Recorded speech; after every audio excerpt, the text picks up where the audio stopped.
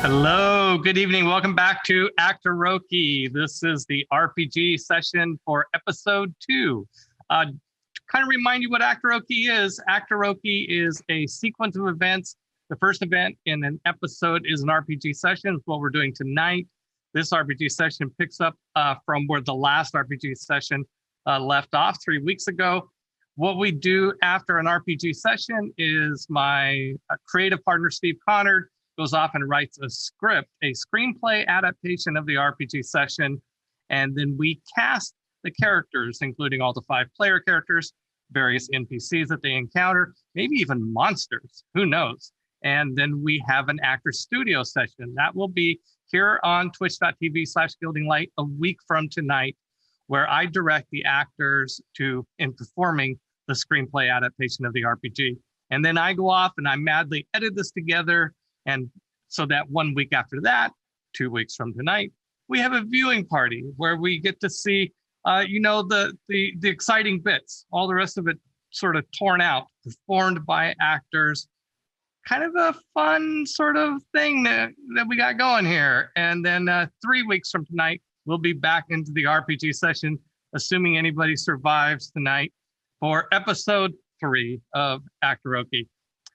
And that's just what we do. All of our episodes are uploaded onto YouTube and the World of Chaldea YouTube channel, also the Gilding Light YouTube channel. And we have a great website if you want to look into, like, what are some of the terms we're throwing out? Where is Somaria? All that sort of thing. We have maps on our website, www.worldofchaldea.com.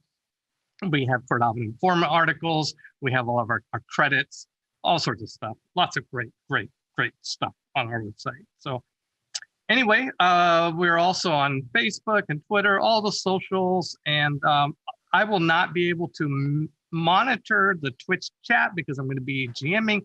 But Sarah Moore, our social media princess, is on the Twitch chat, and she will be keeping us up to date on things. So I hope you enjoy the show. All right, Marcus, let's bring in the players.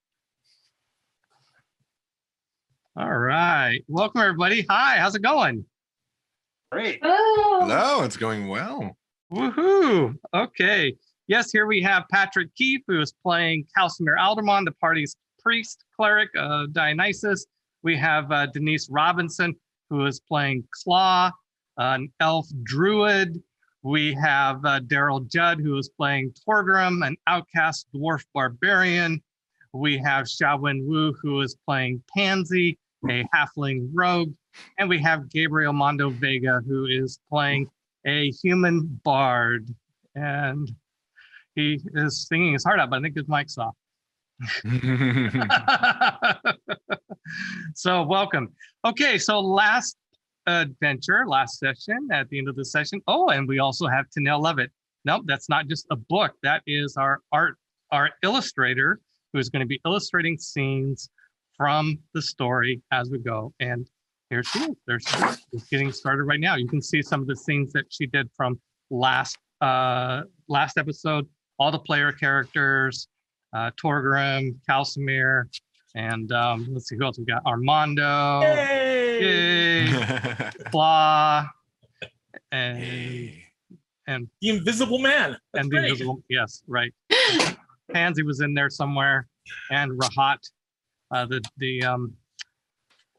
lady that is sort of gotten them into this situation. Yes, Rahat, the merchant of Granada, who bought them out of slavery and hired them to go on a Somarrian Hunt to pay off the debt that they owe society, which she purchased. Yeah, nice gal. All right, so before we get started, you guys all advanced to level 2.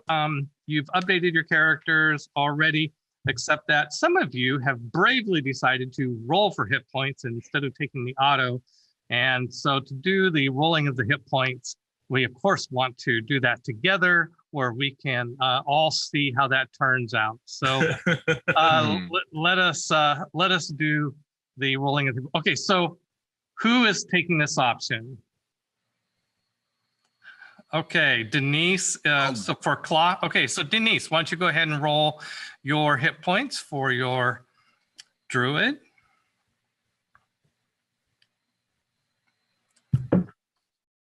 And actually, since it'll tell us, we can also Torgrim and Pansy, you can go ahead and roll your hit points as you are ready to do so. Torgrim rolls a 5 on a d12.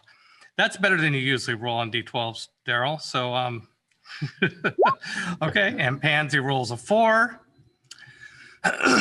and Claw rolled a 6. Okay, so you can update your hit points accordingly with your Constitution bonuses for your second level. So that ended up being a good decision for. Cal is doing it as well. I'm a tough elf. Cal, not so good for Cal. So this just ended taking the auto, but I felt the fear pressure. But it's fine.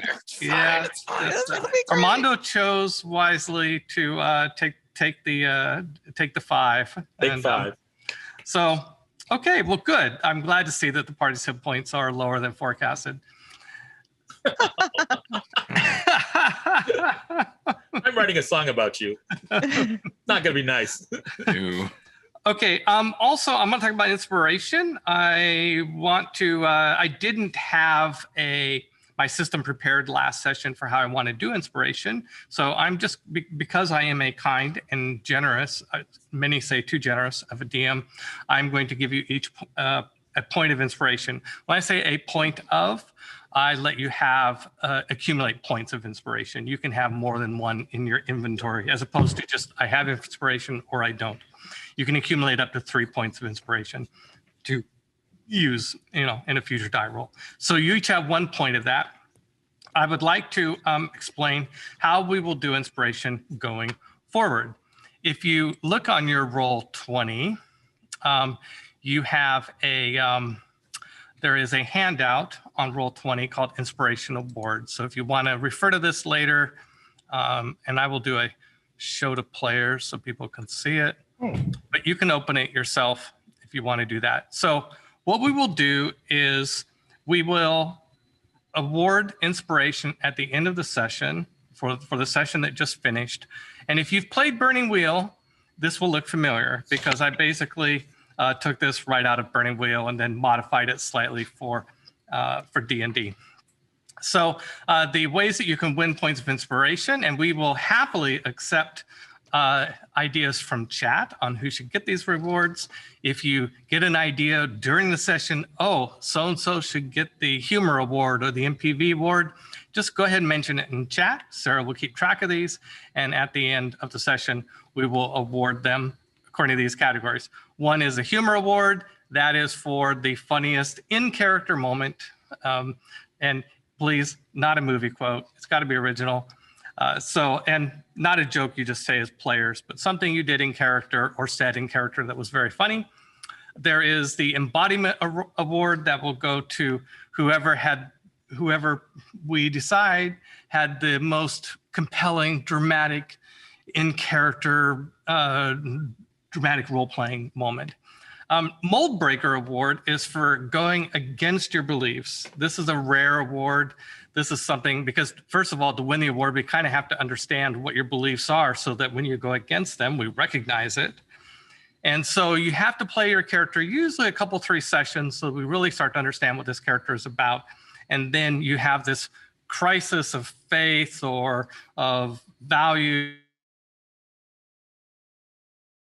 decide to go in a different direction, and you share the angst of this with us, and that's how you get the Mold Breaker Award. The MPV award is sort of the decisive moment of the game, whoever got the kill on the boss, that sort of thing. The Workhorse Award is sometimes, it's the unsung hero. It's the person that did a lot of things in the game that may be easy to overlook, but really was important to keeping the party going. And then there's the Deeds Award, which is more for long-term campaign play, but something for accomplishing a really big goal. Usually once every few sessions, there is some sort of culmination. When the Deeds Award happens, usually everybody in the party gets it. So that's how we will be doing inspiration for future reference. And okay, what's next on my list? We have One of the things I try to do, of course, is make sure all the player characters, I just want to talk a little bit about Spotlight. I do try over time to make sure that there are interesting scenes for every character. I will say that I don't try and do this for every character in every session. What I usually do is kind of reflect back after a session and say, who kind of got the least amount of play, and then try and do something special for that character in the next session. And so when we get to, in just a few moments, I'm going to have a scene for Torgrim, because I think that Darrell had the least amount of spotlight in the last session, so you'll see this in action shortly. But let's finish the setup. I mentioned Anumians a little bit last time. I want to talk a little bit more about Anumians. Anumians are sort of our Chaldea version of astrology. These are constellations that are up in the sky. They look like constellations, but they're much more colorful. They're more vibrant than real world constellations. And the calendar is tied to these Anumians. Every week, a different Anumian manifests in the sky. And on this night, where this first night in Somaria, Warrior manifests in the nighttime sky. And it will be the Anumian that is most influential on Chaldea events for the next week. And what Warrior stands for is fighting for what you believe in.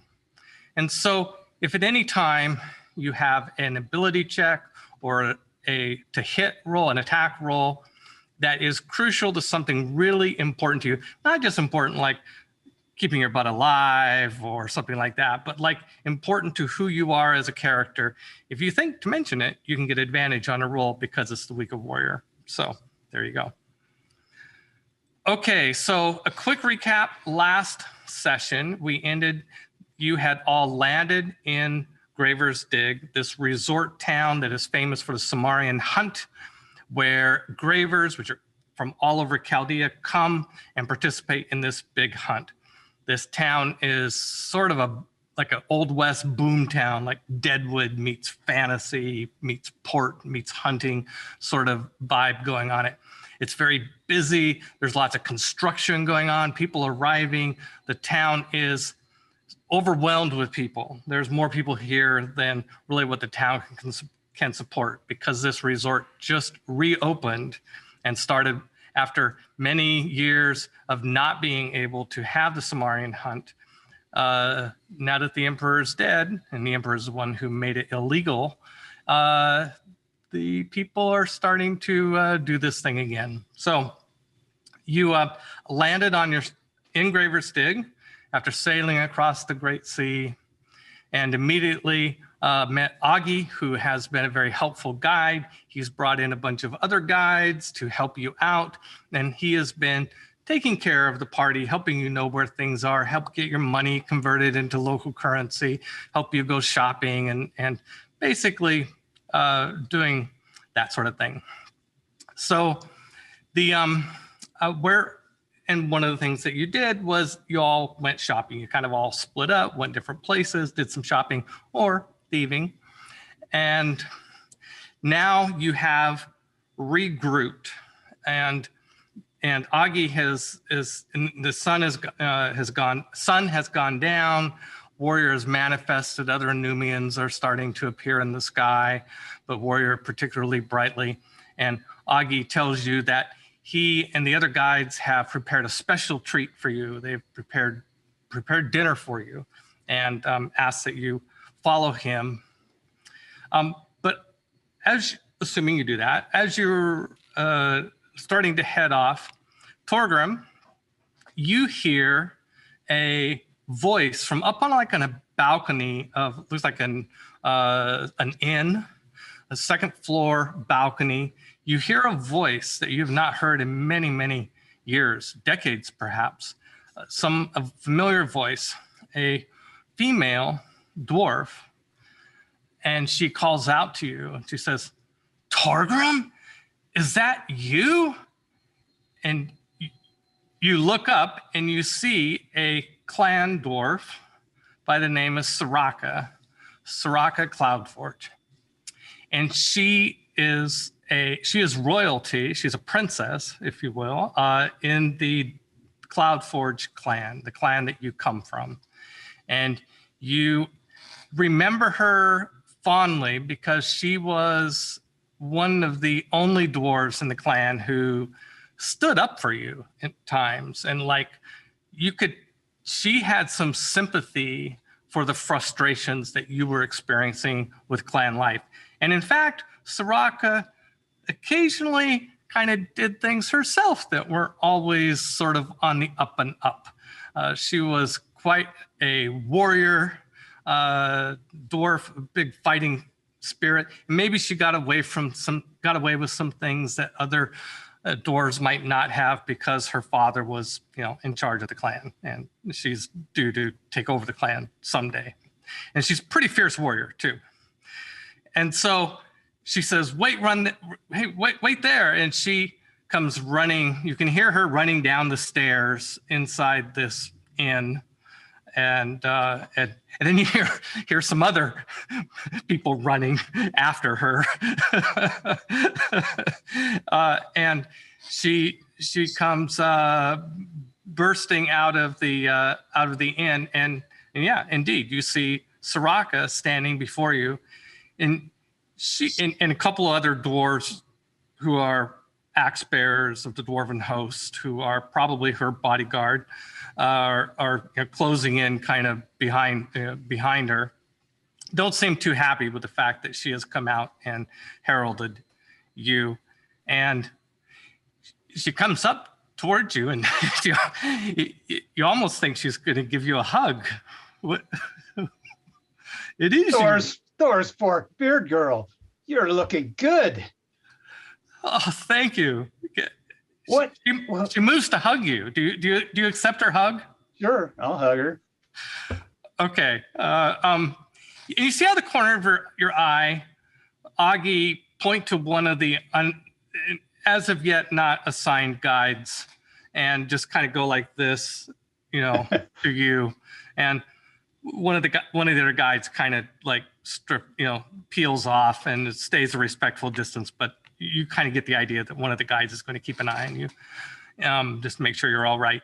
And then Augie leads, figuring that you might be catching up for a while, Augie leads the rest of the group away.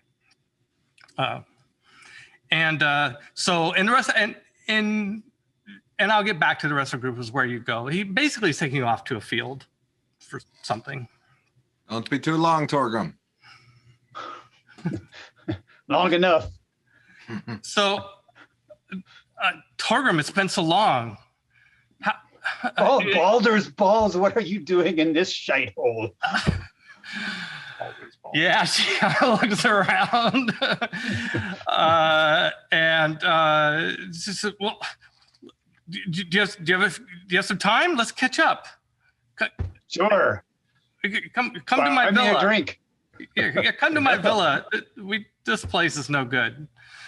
So she starts marching with you off the street, kind of in the opposite direction the whole party went, toward the northern part of the resort. And it's part of the resort area that you guys haven't been to before.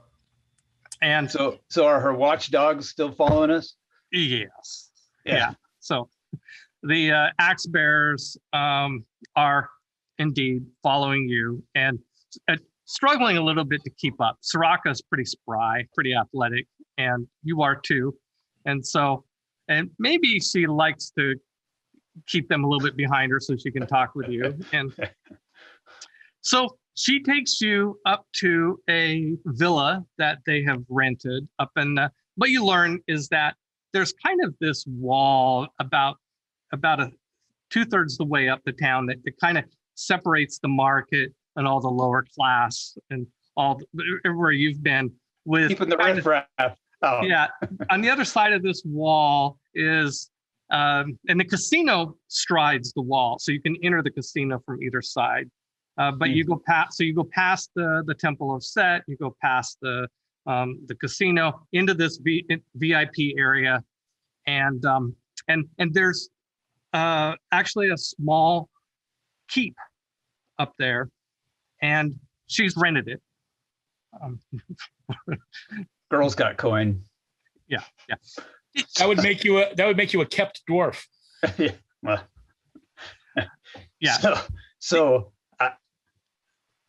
how on earth did your father ever let you out of the clan holding? I'm here on a mission. I'm here. Mission? I'm here on a mission. Oh, well then. What kind of mission is this?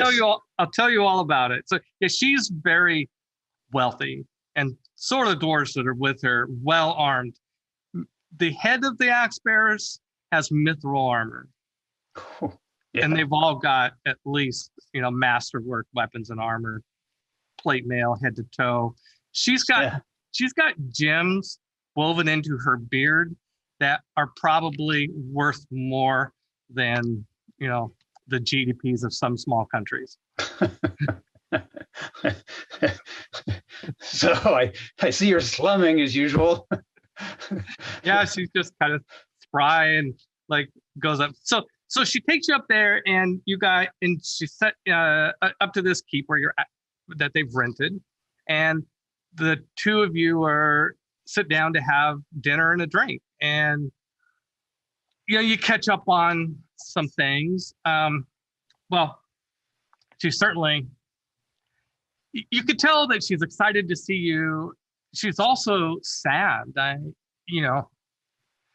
It's hard to not catch that look in her eye of, how you have fallen.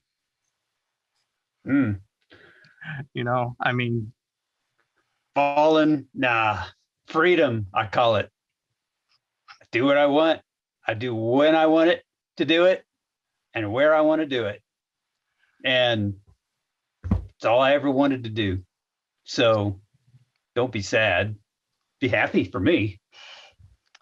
So, I'm sad. I'm sad for me. I'm sad for the clan. I'm sad for what we lost in such a strong spirit leaving the clan. But I understand the arguments, the fights between you and your mother are legendary. Well, yeah.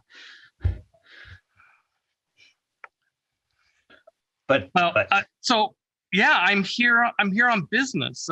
We are I don't know if you knew, but our clan owns all this land. Do they now? Yeah. I had no idea. Oh well, how much land? Enough to start your own little kingdom over here? Now that we have no interest in having a kingdom here. We buy land and we rent it out. No, we just own the land. We don't have any. We don't have anybody here. We don't want to live here. We Well, yeah, no. I could see that. It is kind of yeah. And I have to look up a name here real quick that I forgot. Off the top of my head.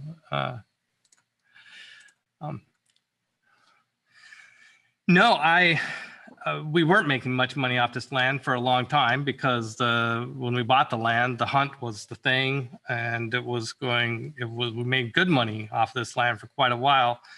And then when Brig Swinna decided to refuse to bend the knee to Emperor Cordava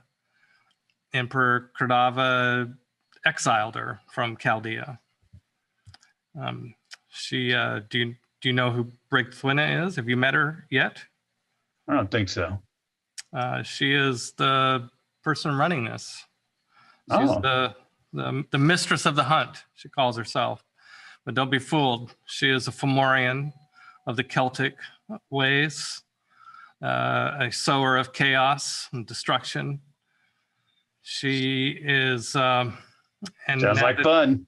Now that the emperor is dead, she has returned and reclaimed her position over this hunt and started it going again, if you will. But she's not paying rent. Oh, well. So you've come to remind her? Well, she knows. We've come to get eyes on the place, if you will.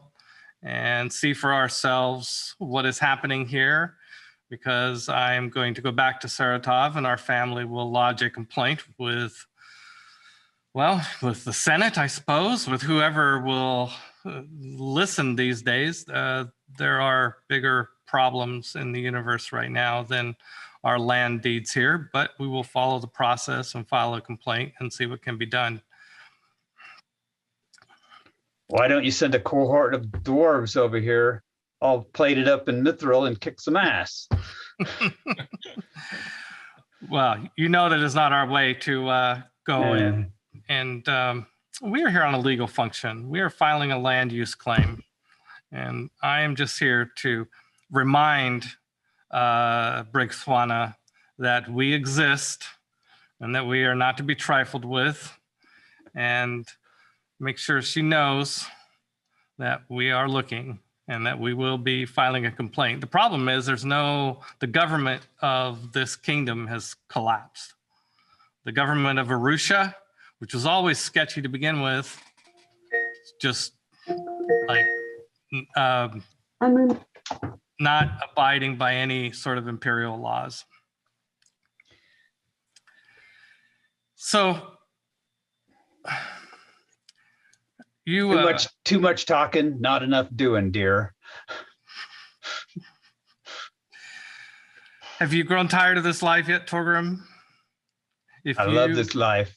If you wanted to come back to the clan, hey, if the clan ever wants to start doing action instead of all this talking by Hamdall's hairy arse, I'll be there swinging my sword. Well, I did, you left the clan. There was never any actual formal denunciation of you. I kind of made sure of that. If you ever decide to return, there might be legal ways. I mean, you'd want to, improve your beard a little bit before you come back. My beard? This is an awesome beard. She kind of reaches out and pats your bald head. Yeah. I know the guy who did the ink if you need some. She'll show you some tattoos she's got elsewhere. Oh. Like under her arms or something. Hammer and a axe, I guess. Why not? So she that's her, she does that sort of plea to sort of test the waters and make sure that she would love to see you come home, and she talks about the politics of the day. If there's any questions, if you want to sort of dig deeper or even come back later and say, hey, sort of retroactively try, right, ask questions to fill in some of the blanks, you may do that. Well, you're the one dwarf of the clan worth talking to. So I appreciate you bringing me up here. And thanks for, telling me what's going on in the clan. I'm sure that if I were there 10 minutes later, somebody would be throwing me out. But I will keep it in mind, because I got this whole Somarrian Hunt thing I got to do. I got some debts I got to pay. I got some companions that I like hanging out with, and I got a new dog. So, I'm a busy dwarf, but if you ever need some boots on the ground here to actually do something besides talking, you get in touch. Well, very well. You can,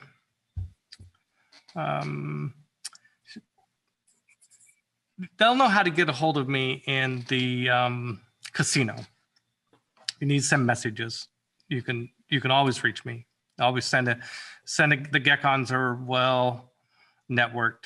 You can get me a message with a Geckon, I'm sure. Do you have some token you can give me that will prove that I'm a person that they should actually pay attention to when I say I need to get a message to you? I'll let them know. All right. Yeah. Okay, So there's a Gekon station. The Gekons in Chaldea are like the messenger, like messenger pigeons, if you will. Only they're small little flying geckos. And cool. Yeah. So Ma Bell. So you just enjoy, she makes sure you're well fed, liquored up, not crazy, but gives you some good food and drink, some drink that you haven't had in a long time, some good nog, and basically, and the guide is just outside when it's time for you to go. The guide will make sure you get back to the party safely. All right. I'll give her beard a little tug as I go. All right. Keep yourself safe. Will do. Very happy to bump into you here, Torgrim. Absolutely. Did not expect to see a friendly face here. Looking around. He wasn't disappointed. Okay, so back to the group. The let me scroll down my notes here.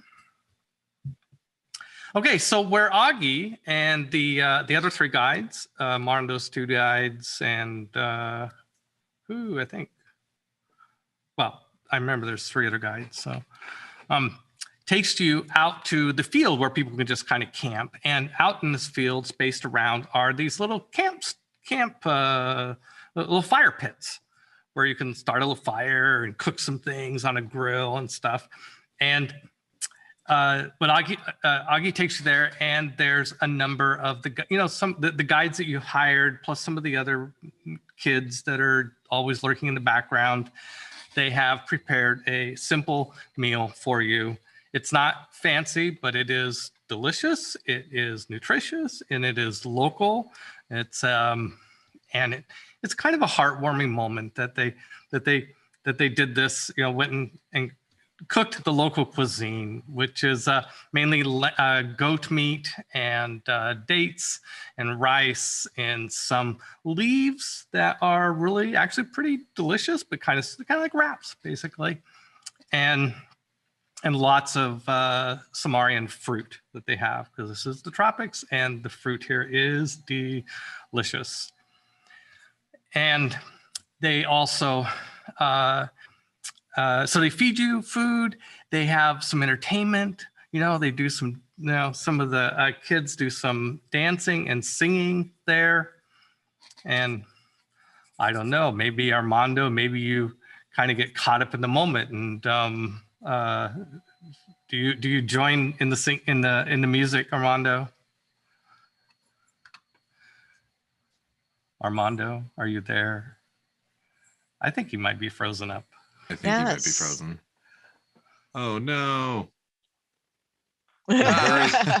He's very stoic.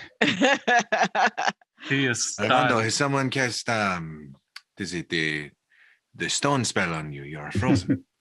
There he is. Oh, there we go. Hey, he's back. Yeah, magic. Gabriel, are you back with us?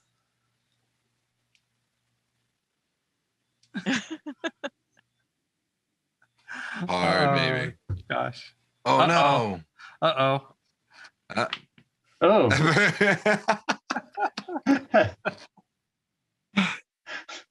Oh no.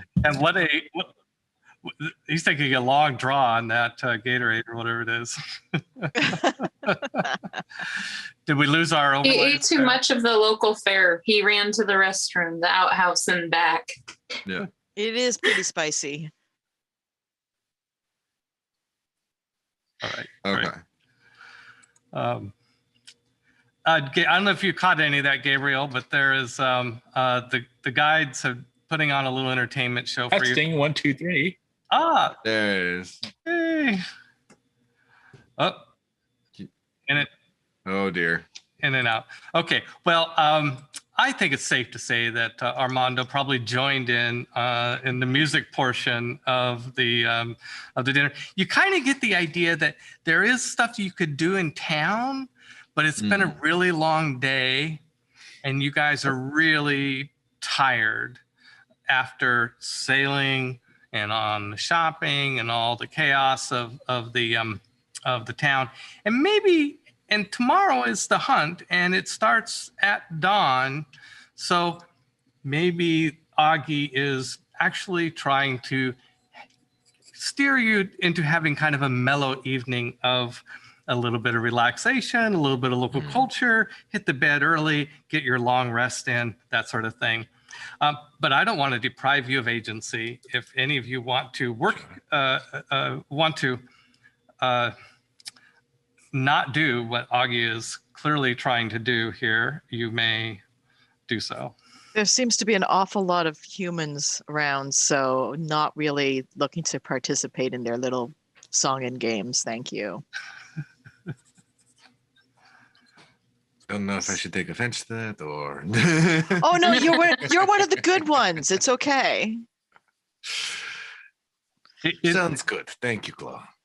You mean the chaos happening at the casinos and the bars, or the locals here? Otherwise, I'm sure I'd be dancing, and all the food is delicious. My compliments to the chefs. Very Yes, thank you, tasty. It was very wonderful. Okay, all right. So after eating and a little entertainment, you guys are definitely, the fatigue of the day is catching up with you, and the guides take you to the bunkhouse where you can bed down for the night, if you all go along with that.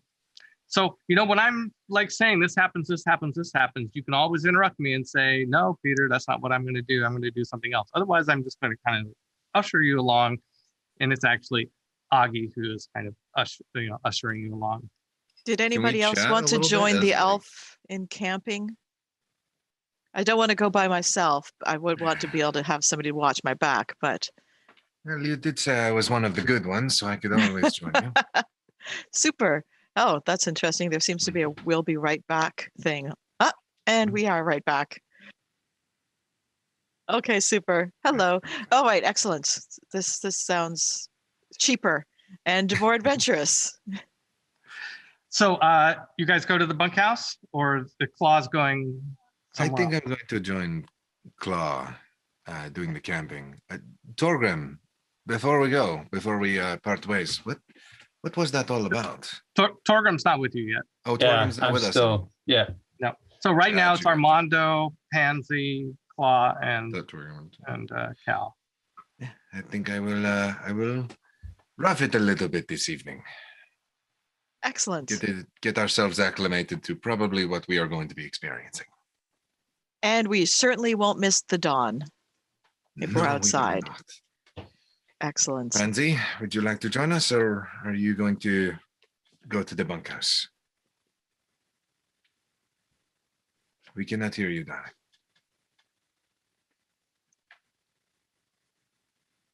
Oh no.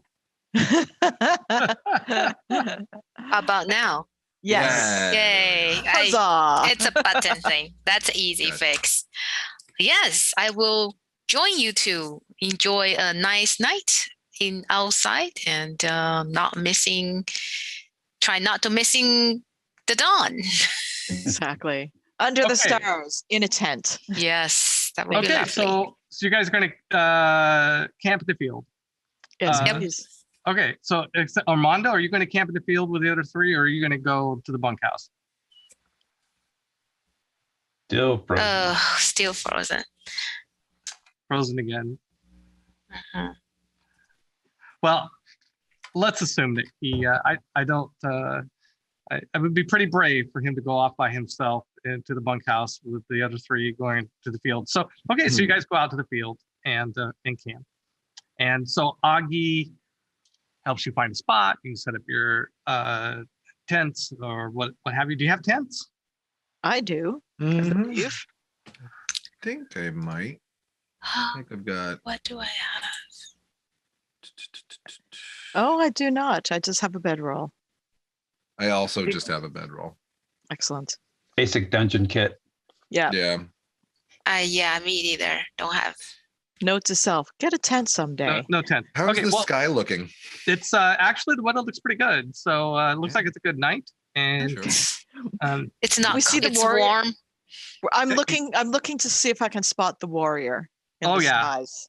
He is hard to miss. Yeah. Right on. Be like, give a little shout out. Thank you.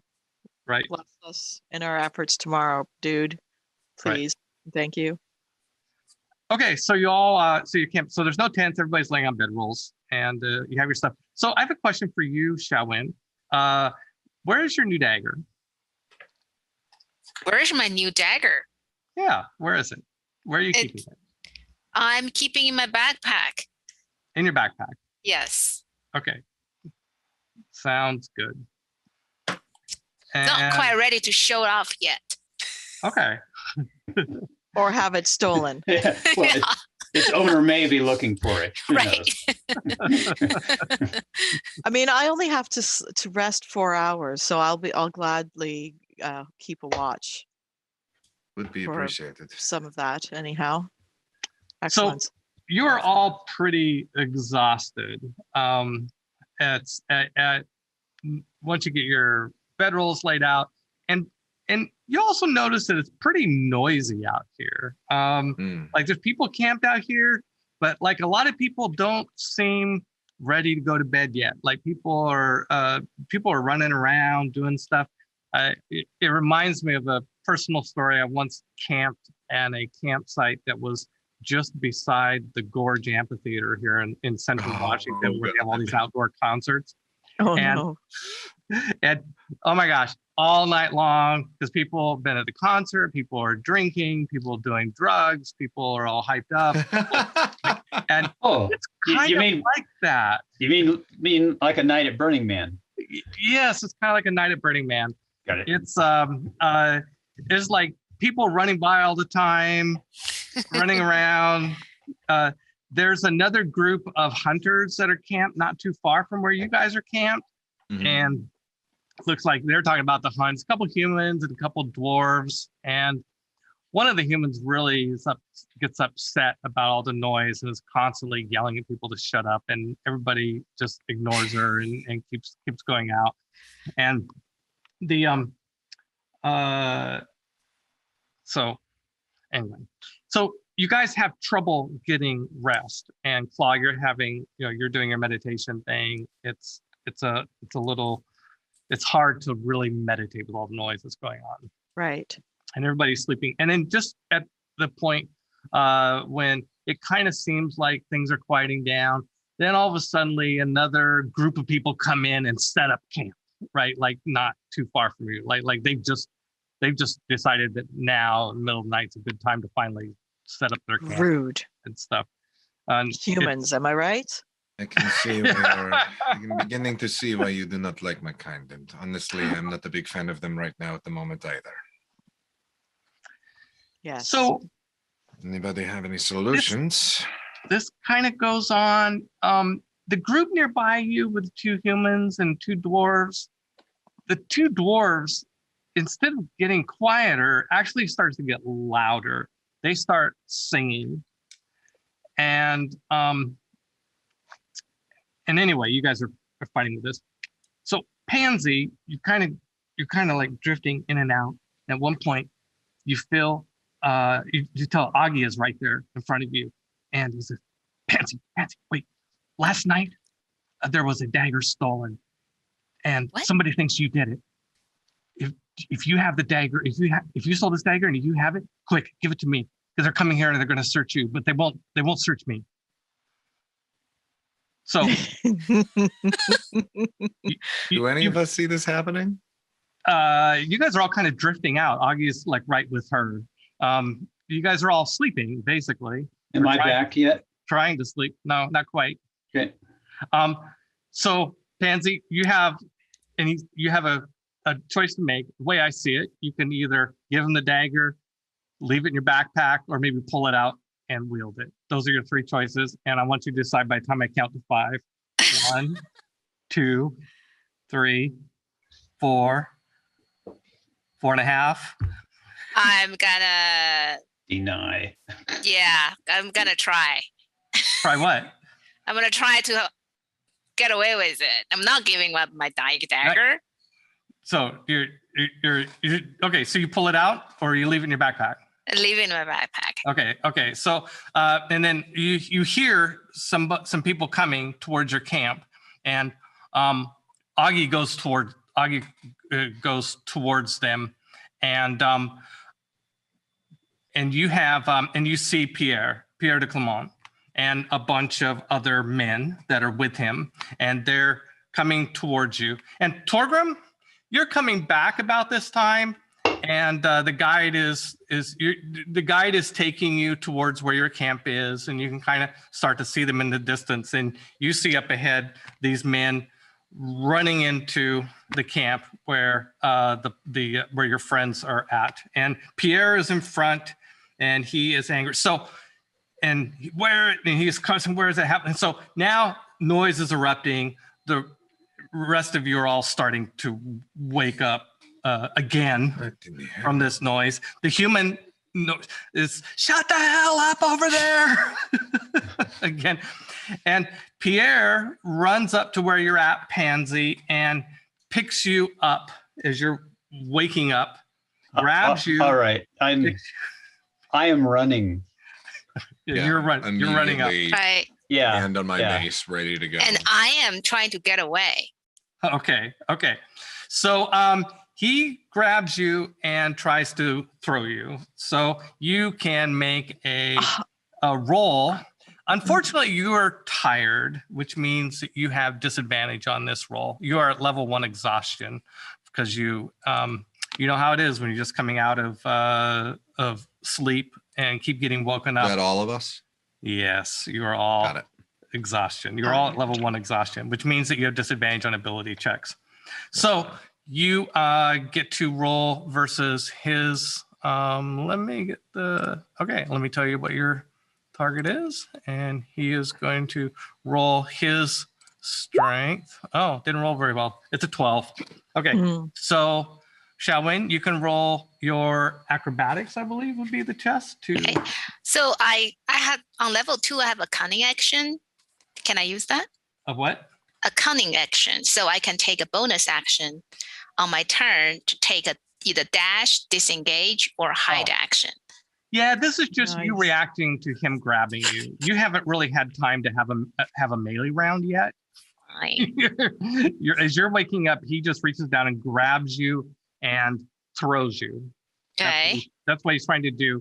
And you're groggy, and you basically, the one thing you can try and do is roll out of the way, basically avoid him grabbing you.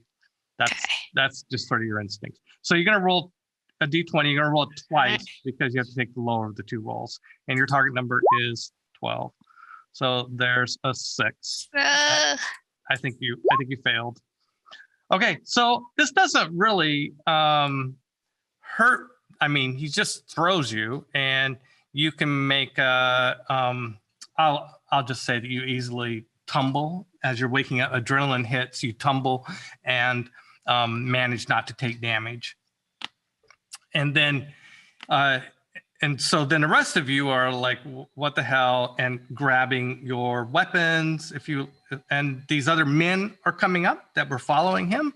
And also there is a woman arriving who is Targonian. She is tall, really strong, very athletic, and she is yelling at Pierre commands to stop. And so basically, it's a big brawl at this point. So, yay! And Torgrim, I'm not asleep or groggy. And you're a little drunk too. Oh, not that bad. She didn't get that. A little high.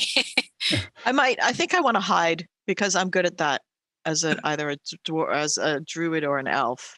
But I see somebody throwing one of my party members. I'm not hiding. I'm going to go into him like a bowling ball. Okay. Nice. So I want to take the backpack with me. So let me be clear about, so there's the group where everybody's sleeping except Torgrim. Everybody's resting and getting Where's the dogs? And the dogs are like are starting to go crazy. Like, what the hell? Dogs are going crazy. Yes, thank you for reminding me about the dogs. Yes, very, very good. And Pierre is going for your stuff to start searching through your stuff is what he's doing. The woman who arrived, you see her do this crazy athletic jump, super fast, and land right by Pierre. And and the four men, which are Torgrim, they are between you and the party, the four men that were following Pierre. So it's Pansy, Pierre, and Longy, which is the woman, the rest of the party, and the four men, and then Torgrim coming up behind them. Okay. And I have an Odin with me. Yes, your dogs. Yes. And my dog's right there too. Right. So Pierre is the only one who is going through the bag at the moment, correct? Well, he's trying to, except that this woman jumps like 50 feet right beside him and is trying to grab him and stop him from doing this. She's got to be a Chan.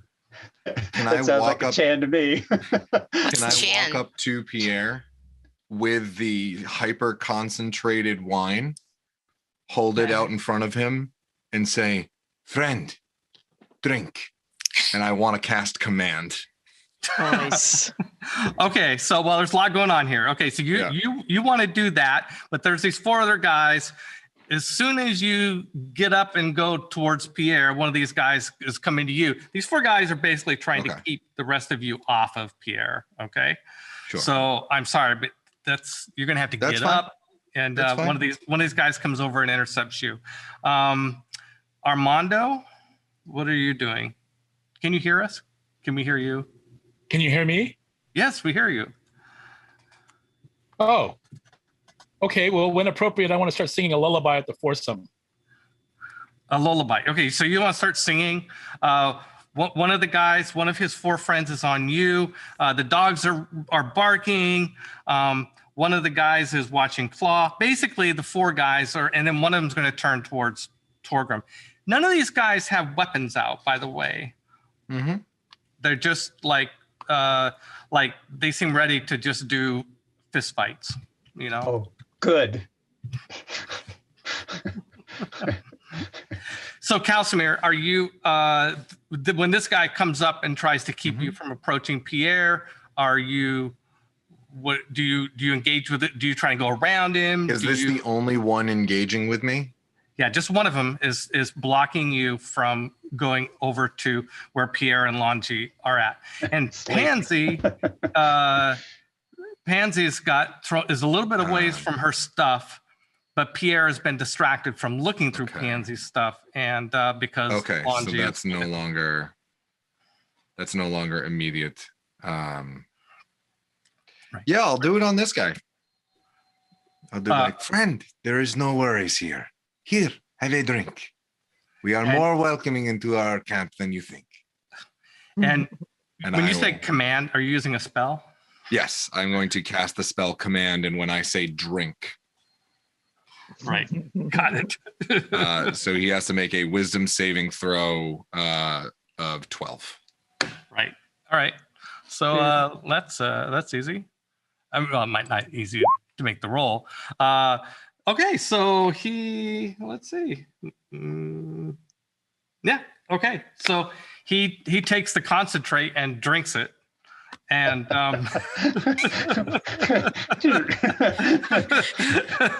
that's an entire bottle of wine right there. Yeah, that's good. Shot. That's good. So he takes this a whole gallon of wine, condensed down to a little ampule, and drinks it. And I think he's going to be out for the count. So he's going to collapse. I'm just going to take him. Cal keeps walking. He just is like drink, and just keeps going. Okay, that'll be the next round. Armando, you are singing a lullaby. Yes, go to sleep, my brigands, my brigands, my brigands. Yes, I sleep spell. Targeted at the group of four.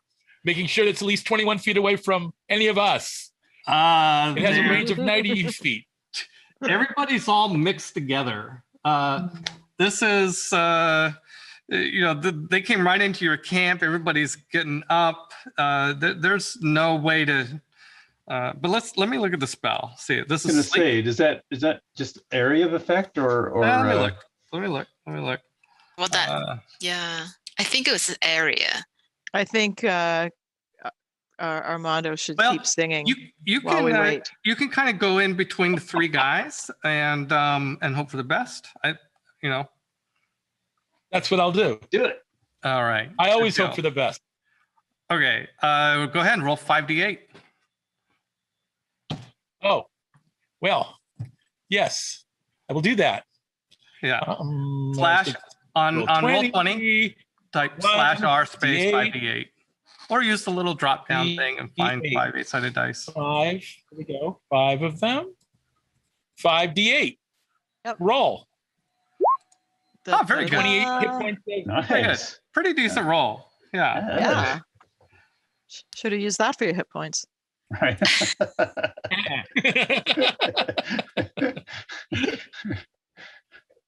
No. Okay. Good. Well done. What else do I do? Well done. Let me.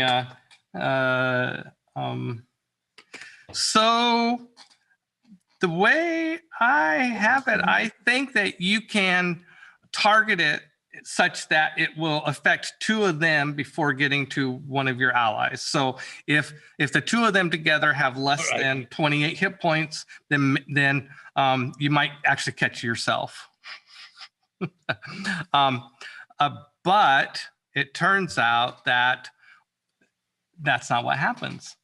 Only one of them falls asleep. So these guys are a little tougher than, they're not so weak that 28 hit points was enough to put 2 of them to sleep. So yeah, the guy that drank the wine fell over, and then the guy right next to him fell on top of him asleep.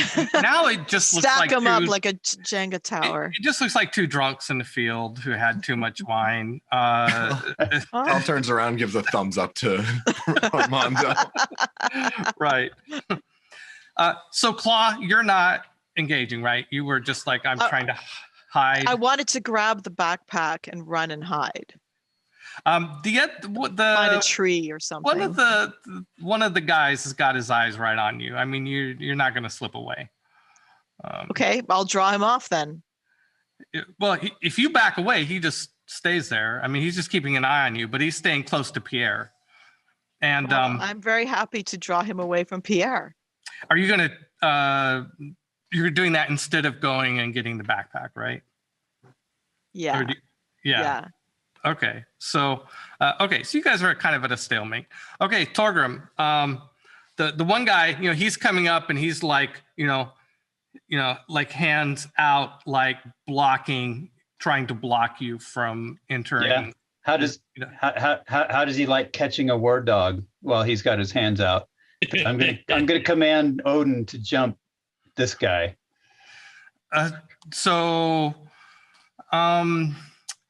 How do you do that? I have the bone, right? Okay. Yeah. And so I'm just gonna say, sick him. The bone. Okay. Yeah. So that's all it took.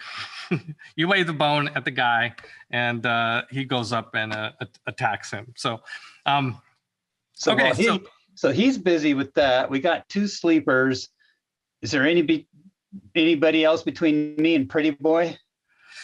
No, you can get just the one guy that's on his back. But now Pierre and Longy just tells Longy and Pierre.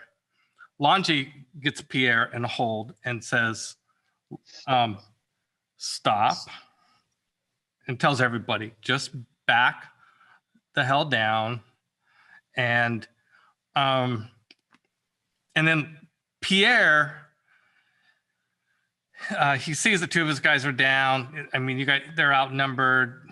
Pierre starts yelling about, well, that halfling stole my dagger. I want it back. I want to search her stuff. And blah blah blah, starts verbally accusing Pansy and pointing at, and Longy won't let him go near it. What proof do you have of this? We are all tired. We are all exhausted. Clearly, 2 of your men have already fallen asleep in the midst of this row. Are you sure you are not just confused? It has been a very long day for everyone. The hunt is coming up. Anxieties are high. The shopkeeper saw her. She was in this. He's blah blah blah blah blah blah, and shopkeeper, right. Pansy, Dagger, Linwood, talking. It's not making a lot of sense. But. Let me inform you of something that happened to me earlier today with these shopkeepers.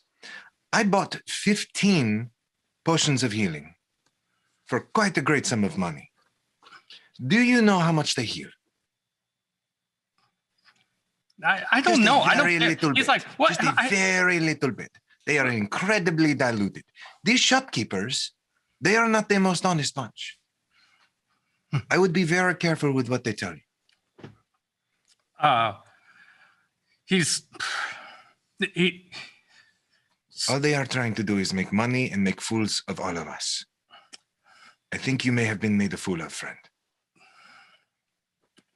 Well, he realizes that much, and Longy's just staying in his face and like, no, blocking him, whatever he tries to do. And says, you don't want to mess with us. You know, you don't want to mess with us. You know, you do not want to mess with us. And so, and he's like, no, well, we haven't heard the end of this deal. We have not heard of the end of this. I would check back with that shopkeeper to make sure she does not have your knife. Maybe he dropped it. So, well, Longy ends up, basically all of you, Pierre and like him are like, and the other guy are like, all right, well, they go storming off and they rouse up their 2 guys and that are drunk or asleep and exit the scene. And good wine. Longy, you can always get more. It ended right before I could get into it. Damn it. Oh, curse those short legs of yours. Those frozen teeth. Next time, Torgrim. Next time. Well, and good boy, Odin. Good boy, Odin. Yeah. Okay. Yeah, the dog's happy with how everything went. So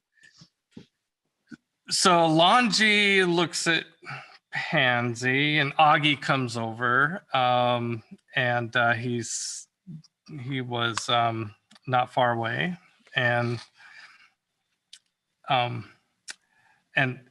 says to Longy, she doesn't have it. I asked her. I know she wouldn't lie to me. She doesn't have it. It's not here. It's not here. And Longy looks at Augie, and she just kind of like, all right, okay, and they leave. They both left? Augie left too? Augie walks off with her. Okay. Well, now that we've successfully ensured that nobody else is able to sleep, do we want to try one more time, or is the sunrise happening by now? Yeah, it's a sound. Sun's coming up. No. Yeah. And Pansy came up saying, "Thank you guys for helping out. That was, sorry for the trouble. Appreciate the help." Well, if you need any of us to carry anything for you, let us know. And on that note, Peter, how many people are looking at us? But yeah, there's that one group that's that's not too far away. They definitely are looking at you guys. Other people are looking. It's like, hey, I mean, this is the type of thing. If a fight breaks out in the middle of a camp, everybody kind of looky-loos. Yeah, there's definitely looky-loos. I think there's a few people grabbing their scabbards and going, "Oh yeah, let's get into it." Yeah. Bravers, am I right? Yeah. So is it done yet? The lights up? Yeah. So I mean, it's the night's not over. It's the middle of the night. This happened. You guys can go back. Try and get some more sleep. Try and rest. the two dwarves that were drunk, they enter in. They're still drinking, still making noise over there. They go into a more maudlin sort of mood. The singing becomes a little bit sadder, and at one point, you're pretty sure you heard one of them crying. You know, I didn't mean to take it. I didn't mean to take it. I should never have taken it. You know, yeah. Whiny little outcasts. No, but man, I really love you, man. Yeah, it's okay. It's okay. You should never have stood up for me. You'd still be back home, you know. So it's kind of sweet. Yeah, there's something about that. It is very sweet. And also very depressing and sad. Yeah. Also, dwarves. I'm going to go over to him and pat him on the back and say, Odin's crow boy, you're better off without them. Yeah, that's what I told him. That's right. Yeah. That's right. Baldur's balls, man. They can shove that whole clan thing up there. That's right. Heimdall's ours. That's right. Tears coming down his cheeks. Yeah. Well, but I didn't. Get some rest. Shouldn't have taken it. Get some rest. You'll need it tomorrow. Yeah. Okay. Okay. So, it seems like you just barely get to sleep again when the smell of bacon wafting through camp. There's sleeping in the field, free breakfast. Anybody registered for the hunt? You remember Augie's words? Right. So Augie comes by and makes sure everybody gets up in time. You know, just helps everybody rally, get ready for things. And then I think Augie gets a tip. Oh, 100%. Yes. 100%. So in fact, Pansy give Augie like 10 coins. I'm gonna say Cal gives Augie 10. Okay, good. Be sure to mark it off on your character sheets. Keep track of things. So Augie, but he doesn't stay there very long. He makes sure you're getting up, and the other guides are there, and he goes, and then he leaves in the direction of the stables. And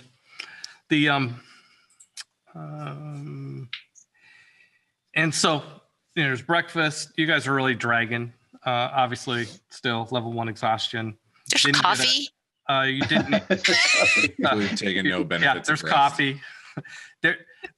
You did not get a long rest, so any spells that you cast, like the command and the sleep, you don't get those slots back just now. And Augie escorts you, or not Augie, but the other guides, once you guys are all got your stuff together, ready to go, they escort you over to the stables. And Augie is there getting all the horses, making sure all the horses are ready for you when you arrive. Augie also comes to you, Cal, and gives you a map. He says, I got one of these for you. And it's basically the map that you see in the Roll20 perfect tabletop. And this is wonderful. Thank you. Oh yes, you need a map. That we do. That we do. Yes. Wonderful. What do I owe you for this? Oh, I took care of it. Don't worry. What you could do for me is have a successful hunt. Come back safe and sound, so I can earn more money. Showing you exactly. That's the spirit I like to see. Yeah. Capitalists.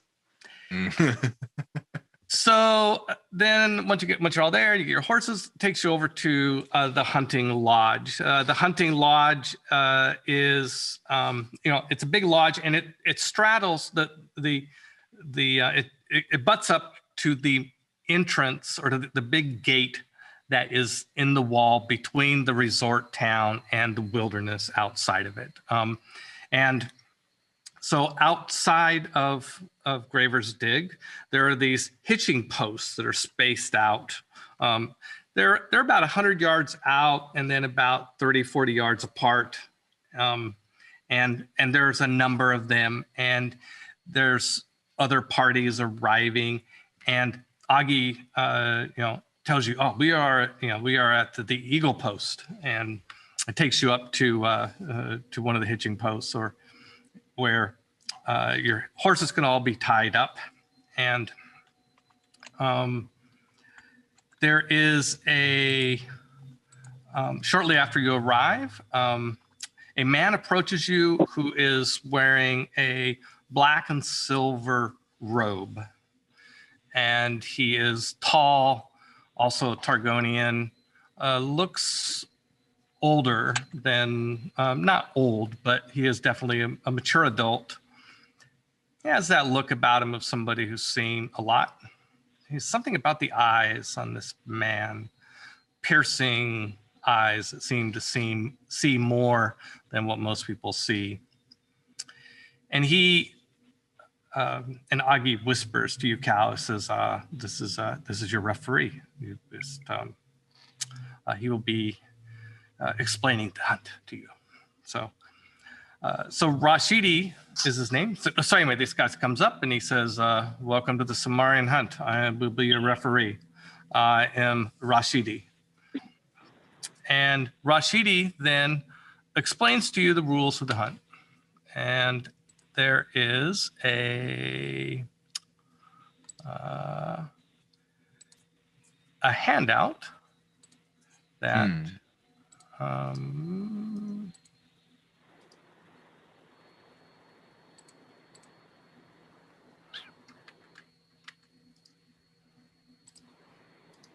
rules of the hunt, rules of the hunt.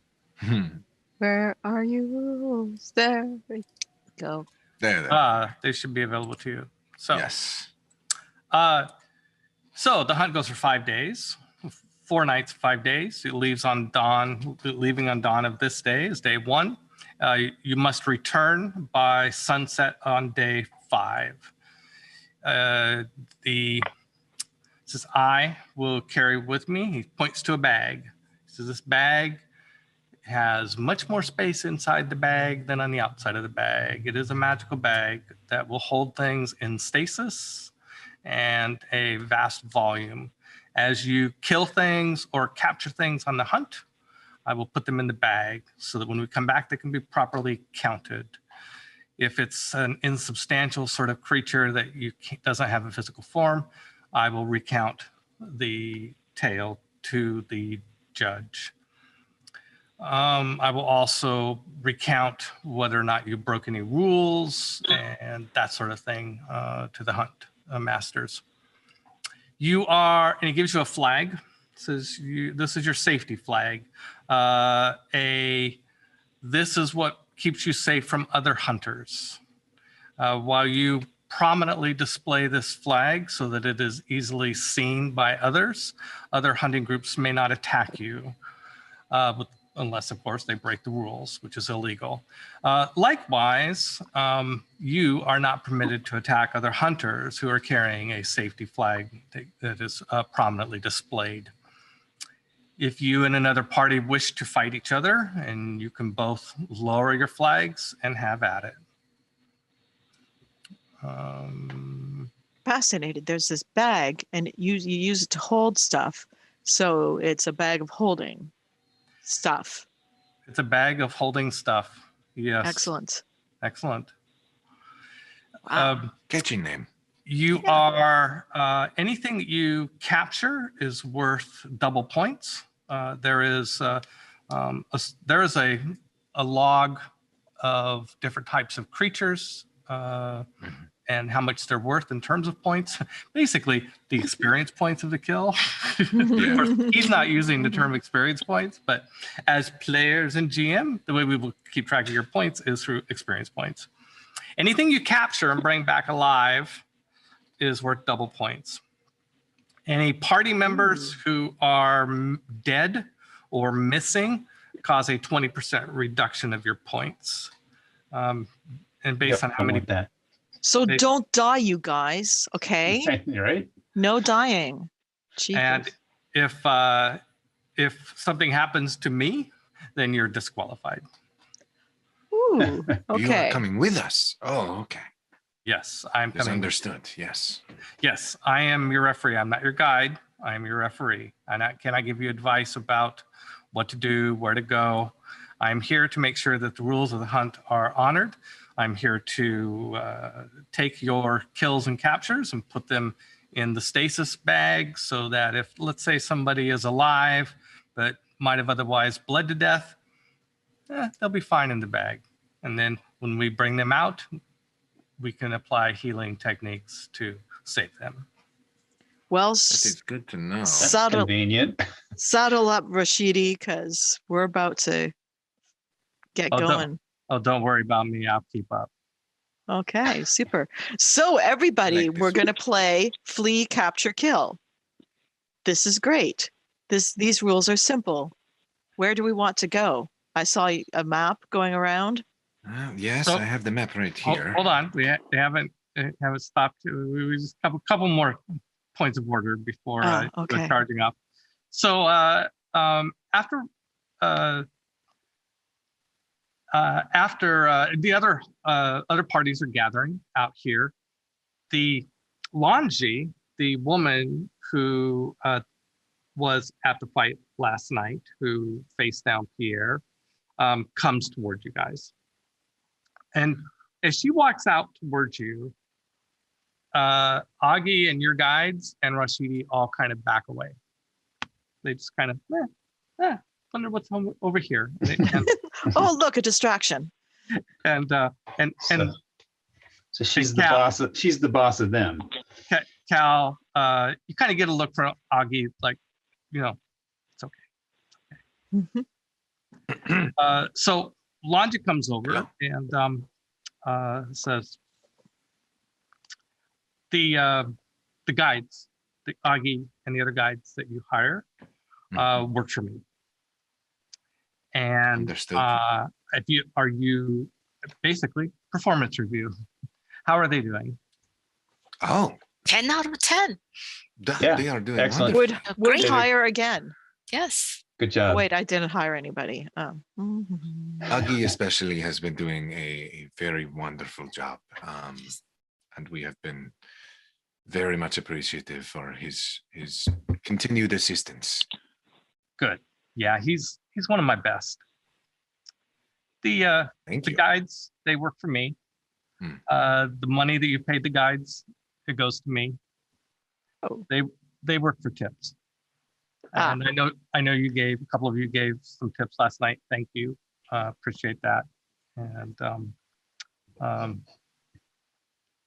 just want to make sure you knew how things work around here. They are, Excellent. for the way they have been performing, I hope they have been treated very well. They're very good at what they do. We take these kids off the street. We teach them how to be guides. Some of the rowdier ones, we teach them how to fight. I can appreciate that. Yeah, just whatever sort of skill that they have, they can go far. We take good care of these kids. Right. Thank you. If the Augie says, he looks at you, Pansy. Augie says you don't have the dagger. I don't believe him. When you come back, the Reeve of Graver's Dig will probably be sober by then. And he will probably want to ask you some questions. There is a reward out if you would like to just settle this and not have any repercussions. Pierre, Mr. Clement, was offering 4,000 torts as a reward on the day. Now, personally, if I were you, I would at least take the dagger on the hunt and then maybe do the reward when you get back. I think that's a great idea. So you do have kid. a dagger. So you have a dagger. I thought so. If that were. You knew it. I knew If it. it were the case, if it were the case. You helped me last night. There's no reason I keep saying no, you know? Well, I help try and keep commerce flowing in Graversdig. Keep things, try and settle problems before they get out of hand, settle disputes. Pierre's not going to let go of this thing. He's going to keep pushing. But I don't know, I hope I don't know if something happened to him. Well, maybe that troll-licking Jotnar will have a little accident on the hunt. I don't know. Well, we'll see who come back alive.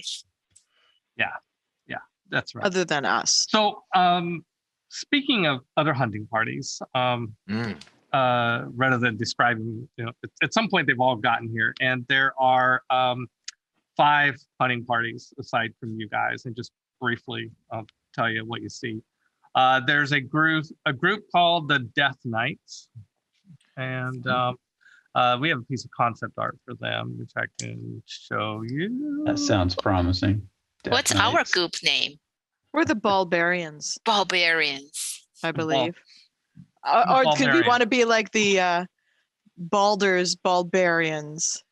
Baldur's Barbarians. I think I'm Barbarians. feeling the need to veto all of those names. Yeah, Augie writes down Barbarians. Yeah. Oh, God. And by thank you for Dennis, asking that forgive me. question, because I was on my list and I just slid right by it. But yeah. So Augie registers you guys as the Barbarians. That's good. They look nice. Yeah. So there's these the Death Knights. There's a group called the Flying Circus. These are 5 halflings on giant bees. Oh. Kenzie just can't keep her eyes away from them. Her eyes just like, what? Oh, Yeah, I couldn't resist. Pansy, we should steal one. Yeah. Steal one. So there's 5 halflings over there with a bunch of giant bees, and they got food and smoke, and they're all riding their giant bees and getting all geared up. The bees are hovering, and they're all ready to go. There's the Badgers. This is the group that was camping not too far from you. The 2 dwarves, the 2 that were drunk last night, and the 2 humans, including the one that was yelling at everybody to shut up. And they are, the 2 dwarves are passed out and tied to the backs of a couple of the mules. So Nice.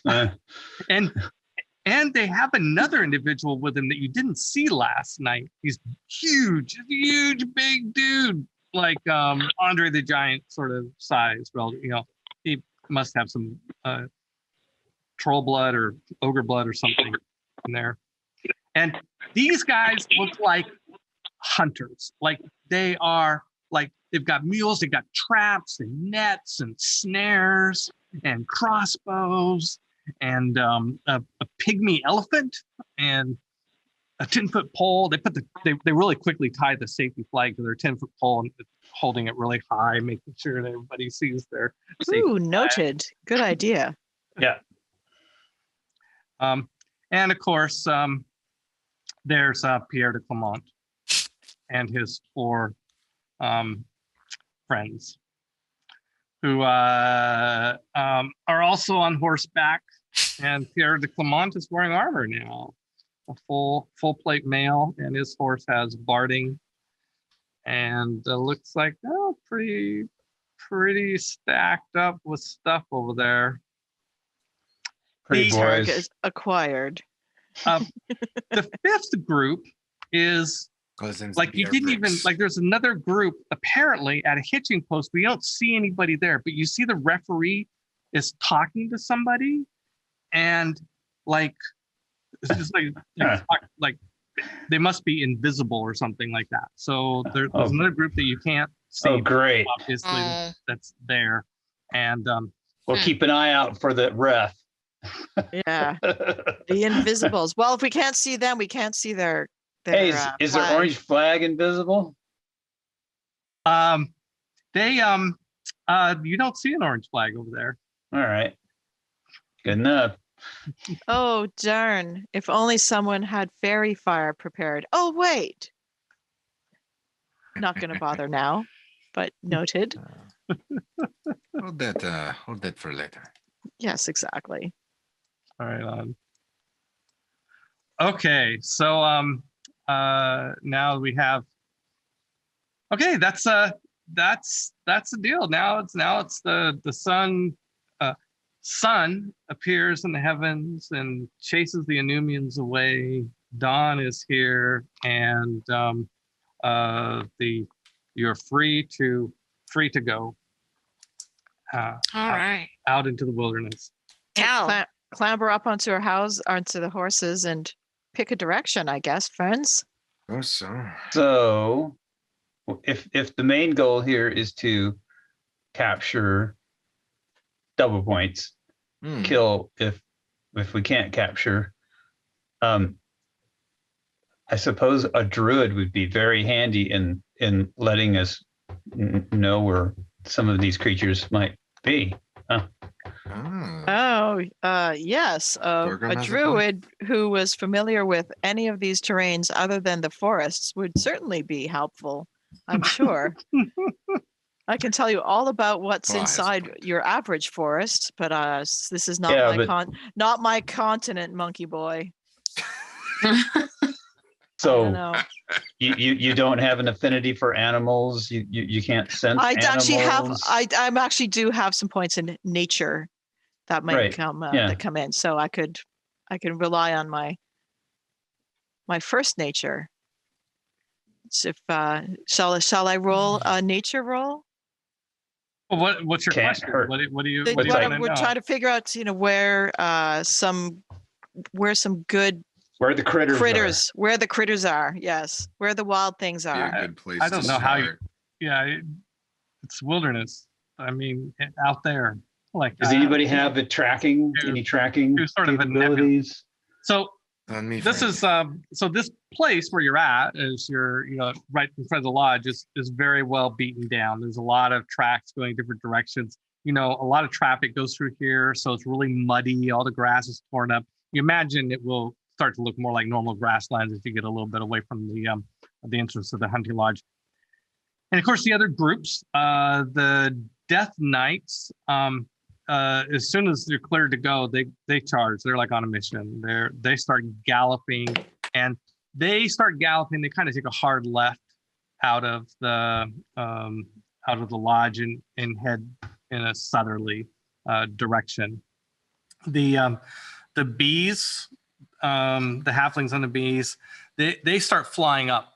They start and go kind of in a west northwest sort of direction away from the lodge, but definitely gaining altitude. And Pierre de Clement and his men are just kind of watching you guys, and they haven't left. They're just looking at you. Pierre looks very intent on you. The invisible team, the referee goes invisible, and who knows where they went. Hopefully we're not their targets, but we know we are the targets of some people. We have our orange flag prominently displayed. So who has the safety flag? I could put it on the end of my shillelagh, my quarterstaff. That'd be hilarious. Wow. This is a good question. How about a tall human on a horse, or or a tall elf on a horse, on a horse? Yeah. Putting it on a pole arm or a spear or a shillelagh is probably a pretty good idea. Yeah. All right, let's do that then. And I hope I get a chance to whack somebody in the face with it at some point, just to increase the humiliation factor. Flags down. Exactly. Nice. Right. All right, Okay. so I do some yeah. fancy knot work to make sure it stays on the end of my my quarterstaff, and we're ready to go. I say looks like a big pile of rocks with possibly fire in the middle of it, due south. Anybody want to try aim for that landmark? Well, the Death Knights were heading directly southwards, if I'm not mistaken. And I'm not going to lie, I would like to avoid them with some relative efficiency. So it looks like there's a river. However, yeah. There's a couple there. Yeah, let's. So the center of the map. A little bit about the referee also tells you that the hunting grounds. That's another rule. I should add it to the list of rules. You're not to leave the hunting grounds. So the hunting grounds are bound on the north by the coast. But you see the river that runs, not the one that's right in the middle, but the one that's on the other side of the resort, kind of behind you, between Graver's Dig and Sheol. That river is the eastern border of the hunting grounds. And the Boyo Nogo. Yeah, the Boyo Nogo. Yes, and you probably will not go far enough south or west to get off the grounds. But if we do, I will tell you. Well, there looks like a big statue in amongst some trees. Do we want to? Oh no, you want to avoid going south. So there's not much east to do. Directly south. Yeah, there's some forest along the river to the northwest of the statue. Yeah. Let's there is critters like water and trees, and it looks like there's a small volcano. It's a really dumb question. Left is east, right? Left is west. Left is west. Yeah. So you should know that. Yeah, the Boyo Nogo is on the right side of the map, is also the eastern side of the hunting ground. So, yeah. If we go west, there does appear to be some ruins in and amongst the trees. That might be. Yes, let's explore them. I'm yes. Kind of excited about that. Yeah, there might be. Let's go. Yeah, sure. Let's do it. Sure. Do it. Go. Onward. Come on, horse. Go. All right. Go, horse. So I'm using roll 20 to do the little radar thing. You're talking about this place? Yeah. Yes. Yeah. That's what I'm looking at. Yeah. Okay. Oh, good. I'm so glad you're not going to the cemetery. As am I. That place looks creepy. Okay, so I hate undead. I ran this as a play test. Stuff. I ran this as a play test 3 or 4 times where I ran it at GaryCon, every single play test, and at GaryCon, everybody went to the cemetery every single time. We're not the ordinary. Zombies, skeletons, ghouls. We're special. We are special. Let's go to Knott's the cemetery. I'd like to think that maybe it's because we were playing AD&D, and AD&D clerics are pretty nasty against undead. Maybe there was some intelligence in there, or maybe it was just luck, serendipity, foolhardiness. Right. Dumb luck. Hey, since we're about ready to transition into the hunt itself, I'm wondering maybe now might be a good time to see what Tanel is up to. Tanel, I haven't paid much attention to. I've been watching. So yes, and apparently people on the stream has too, because I saw that she's getting some compliments. Awesome, well deserved. I was just getting you guys ready to explore and launch into the hunt. Look at that. That's awesome. Nice. Heading to the it's got some sun rays here, maybe. Yeah, we are heading towards our shadows. Shadows, yes, behind us. We're heading west, so north. The sun Yeah, is, northwest. Northwest. Yep. I believe. That looks great, Tanel. Yes. Fantastic. Nice. Couldn't fit all the dogs, and the horses are, very MIA. screen. This is the hero shot. There's always that point in the movie where all I'll start before you lose anybody. Right. Yeah, right. Yeah, remember this moment. Back in happier times. They were so happy then. Look at how much they were smiling. And we need that music, walking into the sunrise. Yeah. So, exactly. what song are you singing as you walk And on to start your hunt. Feel I'm like walking on Sunshine. That's exactly what was in my head. Oh my gosh. sunshine. Exactly what was in my head. It's the bard is with me. the bird, yes, the bird is singing. Armando, are you singing a song? Awesome. Yes, I am. We're walking on So sunshine. the bard's right Oh there. yeah. I'm feeling okay. I was gonna say, make sure you do. Nice. Lyrics, So- lyrics. We have hunting dogs. Yes. Yes. We should use them. Yes. I don't think they sing well. Let's track. Let's Maybe we don't let's- want them to let's sing. track something down and catch it. Let's get some points in the bag,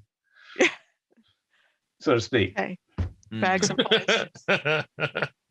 All right. All right. Okay. I need to take a short little break here. So Good to me.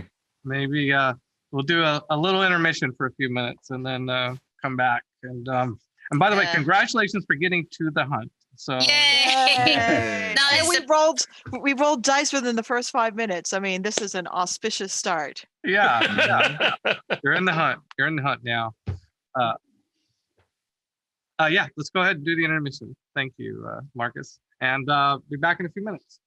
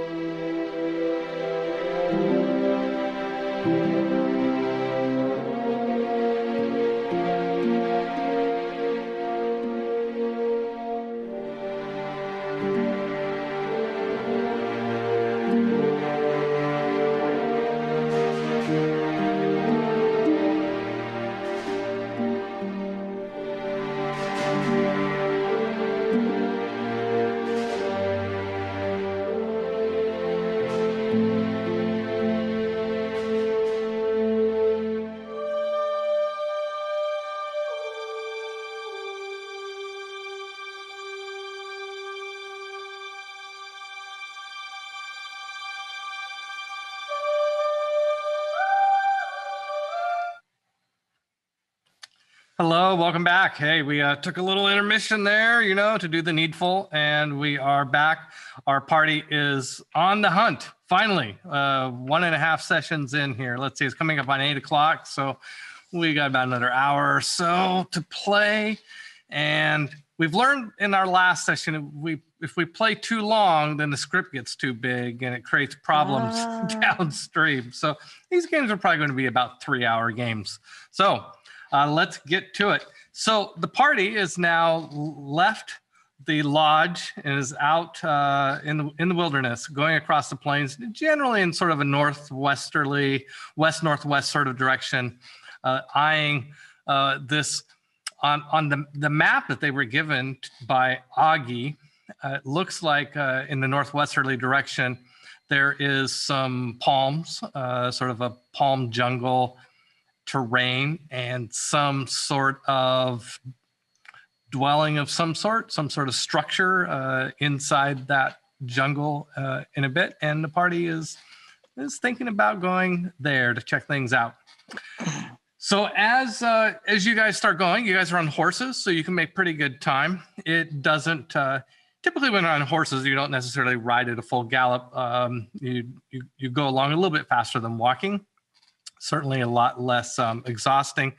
There is some getting used to the horses. I don't think anybody here has animal handling. Did I miss something? But I do. You do? I have. Yep.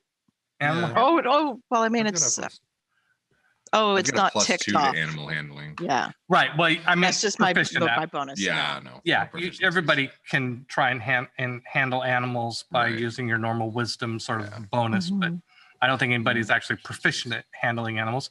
But the horses seem like they know what to do.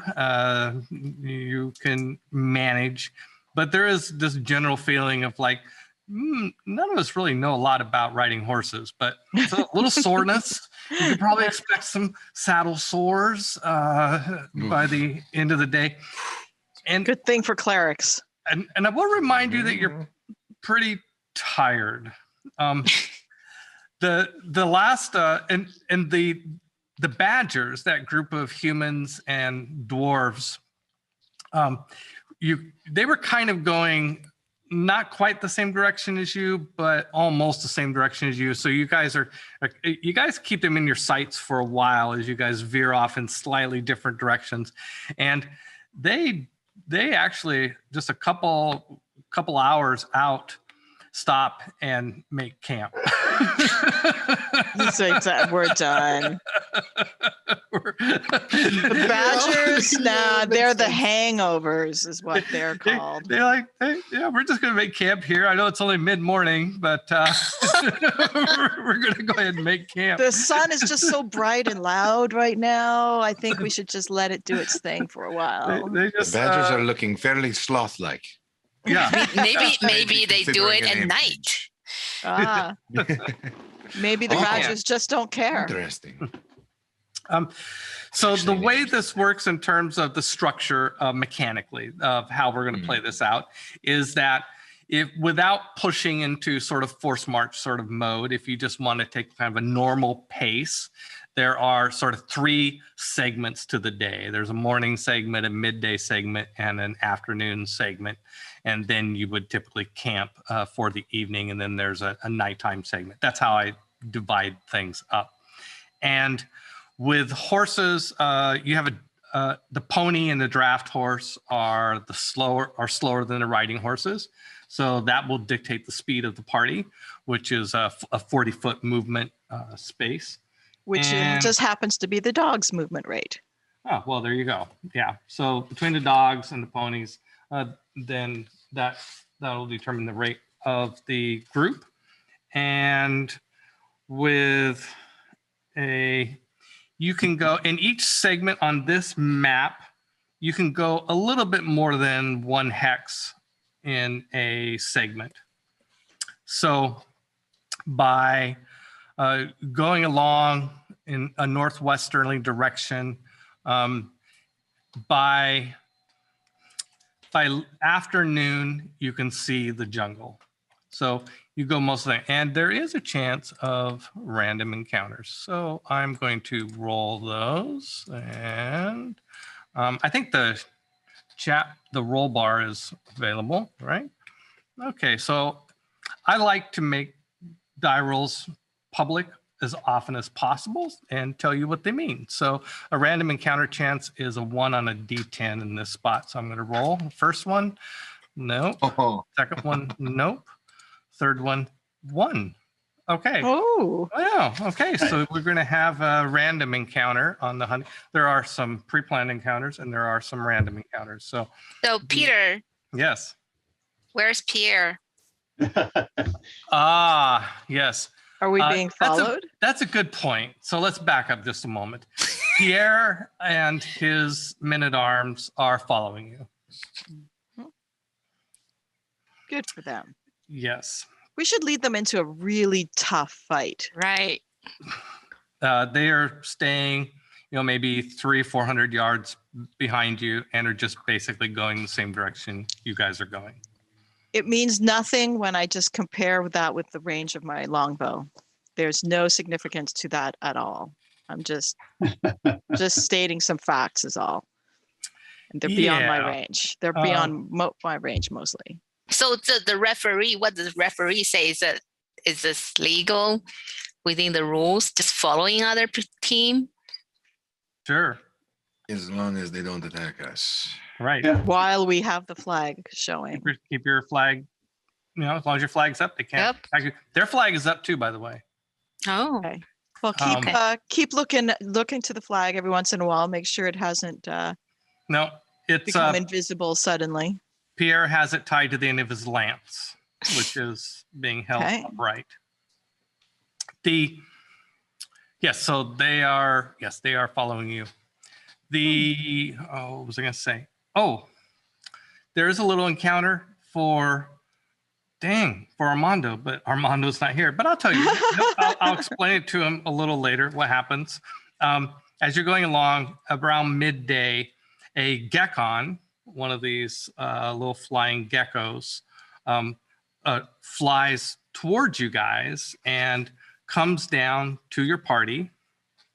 And you know that these geckons are for messages. So I don't think you'd be alarmed at this. But this geckon flies down to Armando, and Armando is like probably trying to figure out what to do about this. And the geckon has these little claws, and he has this he pulls out this scroll and tosses it to Armando, and he reads the scroll. Airmail. And the scroll is from Cosmo the Magnificent, and the scroll says, regarding the singing sword, what do you want it to sing? And so I'm not sure how Armando will respond to that, but the geckon waits for Armando to write a message. So he'll say something witty. Who knows what he'll say? We'll find out. I'll talk to Gabriel offline, and you can watch the movie and find out what will Armando say. What Armando said. You know the rules, and so do I. and the message also says, "Don't forget to tip the geckon." Nice. So presumably Armando gives the geckon a response of the scroll and a couple of torts, and the geckon flies away. And it's too bad. I love the idea of the sword Rick rolling. That is just too perfect. Thank you, Patrick. You are so welcome. Love the idea of what? I missed something. The sword when Rick you were rolling. asking what the sword sings, I was writing down, "We are no strangers to love. You know the rules, and so do I." You should just be playing Armando at this point. Gabriel's I'll gone. pilot Armando. That's fine. No, I don't want to do that. Yeah. Okay, so I need to do a little bit of math here, and Yay, figure out the encounter, and the Planes.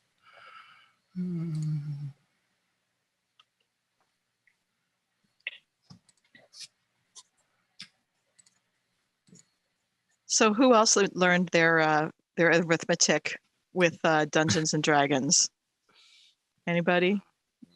Oh No. yeah. I'm still learning my arithmetic with Dungeons and Dragons. I don't think It's that when they- process ever stopped, Denise. It's when they start asking percentages, like, oh no, fractions.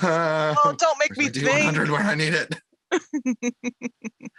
Okay, so the encounter as you are approaching the jungle, coming out of the jungle, there is a group of rhinoceroses. Oh my. Rhinoceroses. Yeah, Rhinos. there are 3 of these rhinoceroses, and they look spooked. They look belligerent. What is chasing them? And they are you're not sure, but they come running out of the jungle and are coming at you. And they are about when you spot them, they're about 115 feet away. And they move at a speed of 40.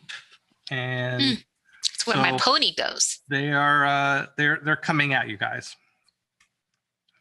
So right. You see War them, dog. You see knock them coming yourself at out. you. They're rhinoceroses, right? Yeah. So they look spooked. So Pansy's trying to find, is there anything chasing them? Exactly. Well, you don't see anything at the moment chasing them. They're coming out of the jungle, so you can't see too clearly what's on the other side of them, what's in the jungle. And so basically your first reaction as a group, do you stop? Scatter. The horses, I will give you a little benefit of knowledge here. Yeah. These horses are not war horses, which means that you are risking losing control of the horses if you take them into combat. A typical, say you collectively, somebody has a smart idea that probably in a fight, you would get off the horses and not try and fight them.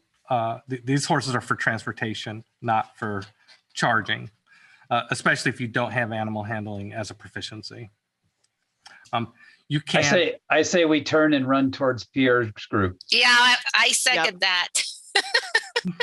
Motion carried. All in favor? Sorry. Sure. So you're going to you want to avoid the rhinoceri? Yeah. I mean, rhinoceros. Also attack them from the rear once they're past us. You are right. Yeah, right. Because there's a lot of momentum in those guys. You know, it's not like they're going to skid to a halt anytime. Yeah, soon. but they're about, they're half a football field away from you. I mean, it's not like they can't stop and turn. I mean, they can slow down and change their vector. Now, so you guys elect to avoid them. So you start moving away from them in the direction to where Pierre and Pierre is at, right?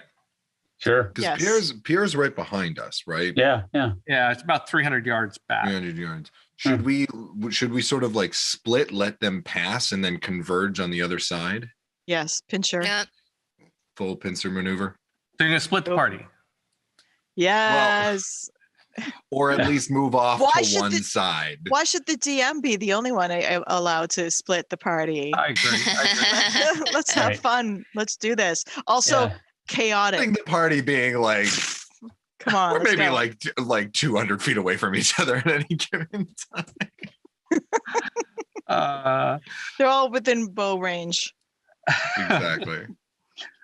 Well, Pierre. Well, I go that way.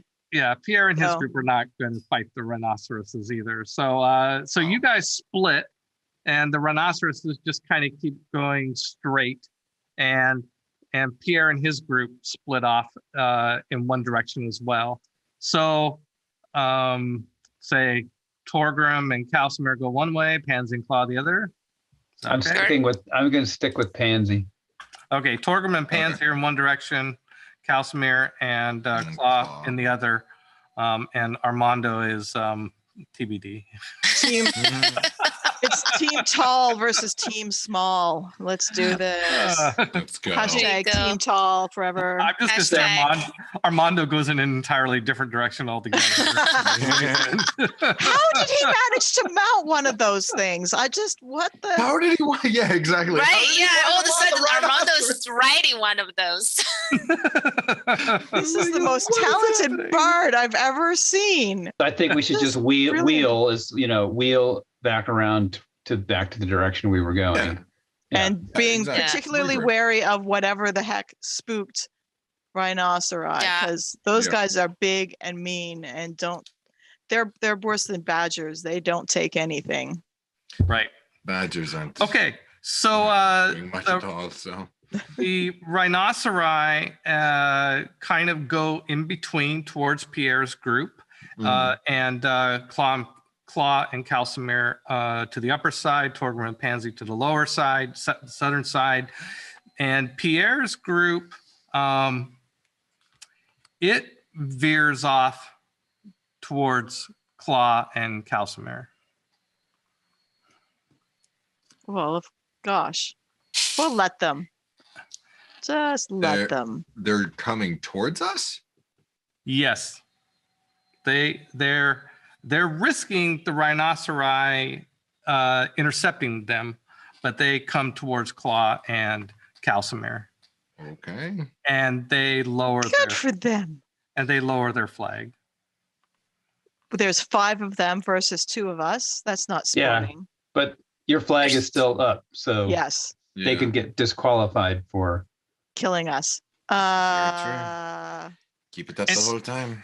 And what they do then is they keep going in that direction until they've gone past you, so that that Calcimer and Claw are between them and the rhinoceros. And the rhinoceri just keep going straight.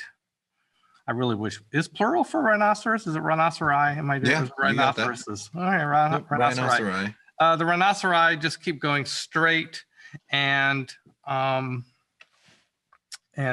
Pierre taunts Pansy and Calcimer, like, "Come on, let's settle this thing." Leave me alone. I got nothing to do with you. Claw is with Calcimer. Torgrim is with Pansy. Oh. Yeah, it's team short versus team tall. Oh, yeah, okay. I had that backwards. Team tall, team small. It's Pansy and Torgrim, sorry. Excellent. Yeah. We dodged that one, Cal. Not a lot of hunting.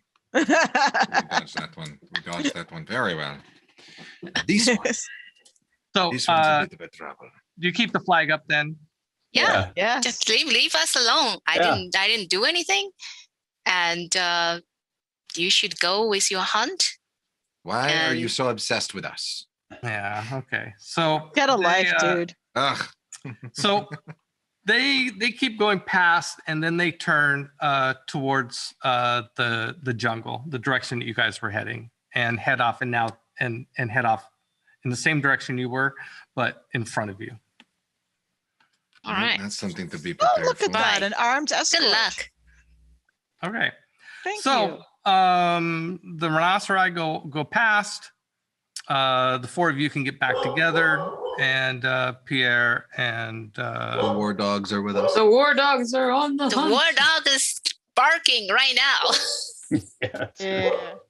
They're getting. They have their say. They say keep going into the jungle. They need walking. Okay, so I have so you guys are approaching the jungle. It's not like immediately jungle. It's like it's the first signs of jungle, and then there's still some plains and scattered. It's going to be kind of mixed for a little while. And Tanel is drawing your next encounter. So what I've done here is I invited Tanel to just make up a monster, and then I will make up the stats. So she is nice. She is just drawing something. I have no idea what she's drawing, and I am just gonna stat it out on the fly. So I think Tanel, if I'm not preempting this too quickly, why don't you tell me what is this thing they're coming up against? I think you guys feel the ground shake a little bit. And I don't know if you're nervous, but I mean, I would be. And all of a sudden this ugly beast, I don't know if you can see the light pencil, launches up from what you thought was just a crack, but turns out to be this big tunnel. And one of the dogs is really freaking out about it. Whoa. And it looks kind of like a spider, but a little grosser, a little monstrous, and lots of teeth, about 3 rings of teeth and a lot of eyes. Dang. How big is it? It looks pretty well. The dog. Large. It's about like the Like a legs horse? make it look large, right? Because spider Yeah. legs always make it look larger than it is. But I would say about two men high. Oh, okay. Oh, okay. 2 men high. 2 men. But Three- you know, three- the three legs dwarves. make Yeah, it, like the legs a make it stand a lot taller. 10, The legs 10 are- halfling high. Yeah, exactly. So I'd say if there was a man right here, right? So there's a dog. And if there's a man right here, it's about Okay, Two of about those. 12 feet tall. And it's a spider, like you said? Is it basic form of spider? it's basically a tunneling spider monster. Okay, tunneling spider monster. Awesome. And so it Nice. has like 8 legs and Yeah. and its body kind of sits up high. Okay. Does it have what's its skin like? Is it leathery? Is it armory? It's leathery. It has some like hair right here because it's a little drier. So I guess that maybe I don't know. Are you sure it's not soft like baby skin, as thin The- as paper? The Right? Yeah, underside, exactly. Yeah. Just okay. Just checking. Cut easily with a sword, right? hardest to reach spot right here. So if you can get, so basically if you made a fist and turned it over, right here's the softest spot, but that's protected by everything else. Yeah. Okay. Well, it's a good thing I'm short. Yeah. Okay. Get right under Yeah, it. you got a couple shorties on your crew. Just tell Now- them to Yeah. slide right under it, you Yeah. know? That's Now, right. does it- Yeah, that's what I'm getting off Pansy's the, gonna do. I'm Yep, off the horse. Pansy's I'm off getting the off the horse. horse. Yeah. Just don't get, stabbed by all these nice sharp claws. Well, Okay, so and then how does we it do that. attack? Does it have Sorry. is it on the legs? Is it sharp? I think it has it's gonna have a really long tongue that kind of like reaches out and grabs. tongue. And then Alright. the legs kind of spear you. I think it's like 8 spears coming at you and a grabby tongue. Well, it needs some of its legs to stand upright, right? I mean, not Oh, all, yeah. not all I mean, its legs. Not come at all once. at once. I'd say it Pulls a needs at total least three- Bambi. At least 3 on the ground, right? At least 3 on the ground. Wow. It only needs 3 to stand up and 5 legs can attack that. Well, if it's moving, right? It's always moving. I was thinking maybe 5 to stand, Let's see. 6 to stand, and No, So if it really? has 8, 2. It Let's- only needs 4 3. standing. But so it can we lift, can you know, you bowl can it lift. over. We can just totally bowl it over. Does it have I'll let you guys I did my job. I'll just drop. does it have like mandibles that can attack too, or No, it's got like what's 2 rows of teeth and a tongue that reaches out and pulls you into those rows of teeth. Oh, tongue pulls you to the teeth. Thank you. Yeah. I'll draw that part next and you'll see. So Okay. claw, lick. Yeah. Yep. Right. Yeah. Yeah. That's Licky like- claw. Claw lick. Does it have? Right. Is its tongue poisonous, or like does it like paralyze you or anything Ooh, like that? I'll leave that up to you, but it does have spikes on it, so the spikes can do damage. Oh, long spiked. I think if I just keep asking more questions, this Yeah, you can Is it stop. friendly? I feel like You know what? Is it smiling? It's a happy And it bird. goes and spider. attacks Pierre. That's what I feel happens. like Okay, yeah, exactly. it's got so many teeth. You always think it's smiling. So I That think is- the reason it has so many teeth and claws, though, is because it can't produce a whole lot of venom, right? Because that would be a waste of moisture, and it's kind of in the drier part, right? Like not quite in the forest, maybe. Yeah. Okay. I think I got enough to go on here. So Okay. I take out my bone of tunnel spider control, Well, we got to back up to the point. We got to back up to the point where this thing, the ground shakes, and this thing is a burrowing creature. It comes up in the middle of the party. The horses freak out. The dogs freak out. Yeah, that's what you said. You heard the ground.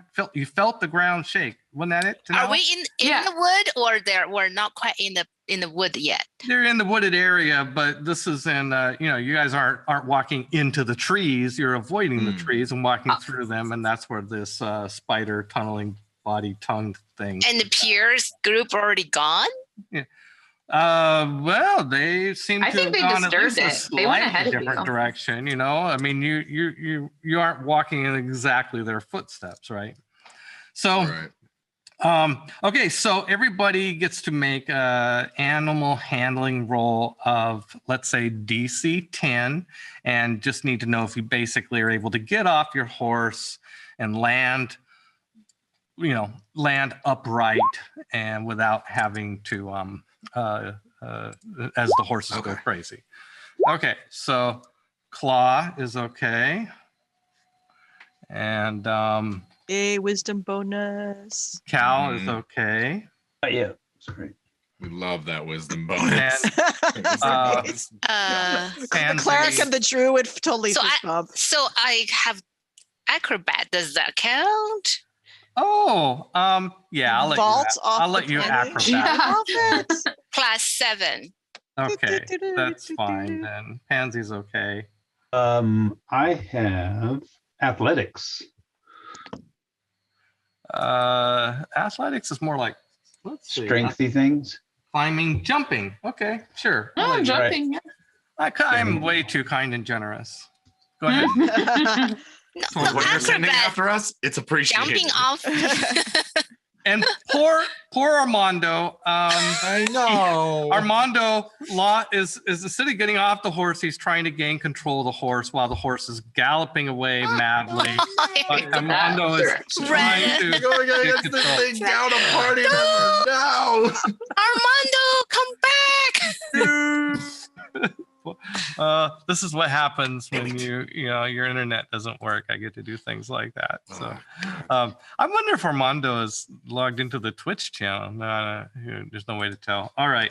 Okay, so it's the four of you with this. The horses, of course, scatter. The dogs are like barking, but they're a little nervous too. They're barking near their owners and like being all war mad dog and angry, attack. But they're also not like going up and trying to attack this thing either. And the four of you basically surrounding this thing. And so I'm just going to do.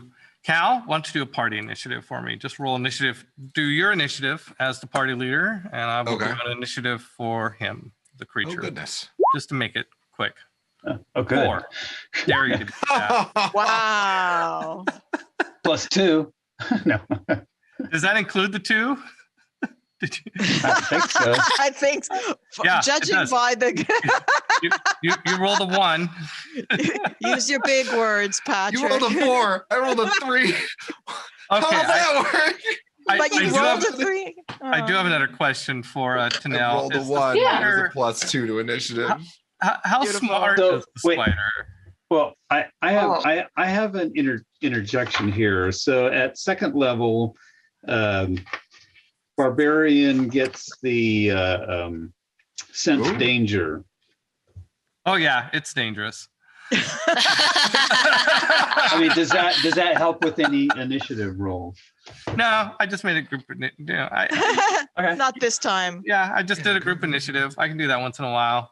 And I picked on Cal, and so and appropriately so. Okay, so you guys are recovering. You guys are surprised, but I'm not going to make you like flat-footed or stuff. You guys stand. You're upright. You're drawing your weapons, and the spider comes up, and it's going to attack with 5 legs, standing on 3.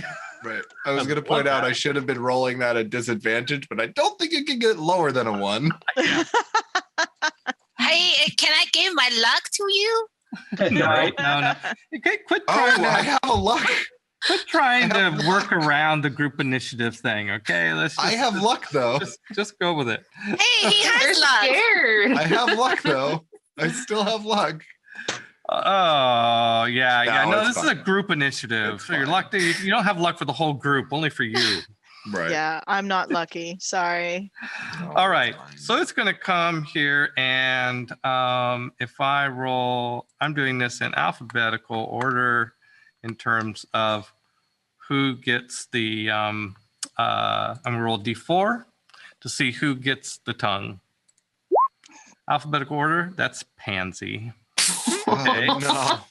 So the smallest member of the party. If Armando It's a wouldn't good have time ran to mention away, it that would I have been hate Claw. spiders. It I had to think be Pansy's spiders. gonna have didn't words it? with Armando. Why did it have to be All spiders? right, come bring it I on. hate spiders. So, And I'm going to roll again, D4, same logic to see who gets the extra. so leg.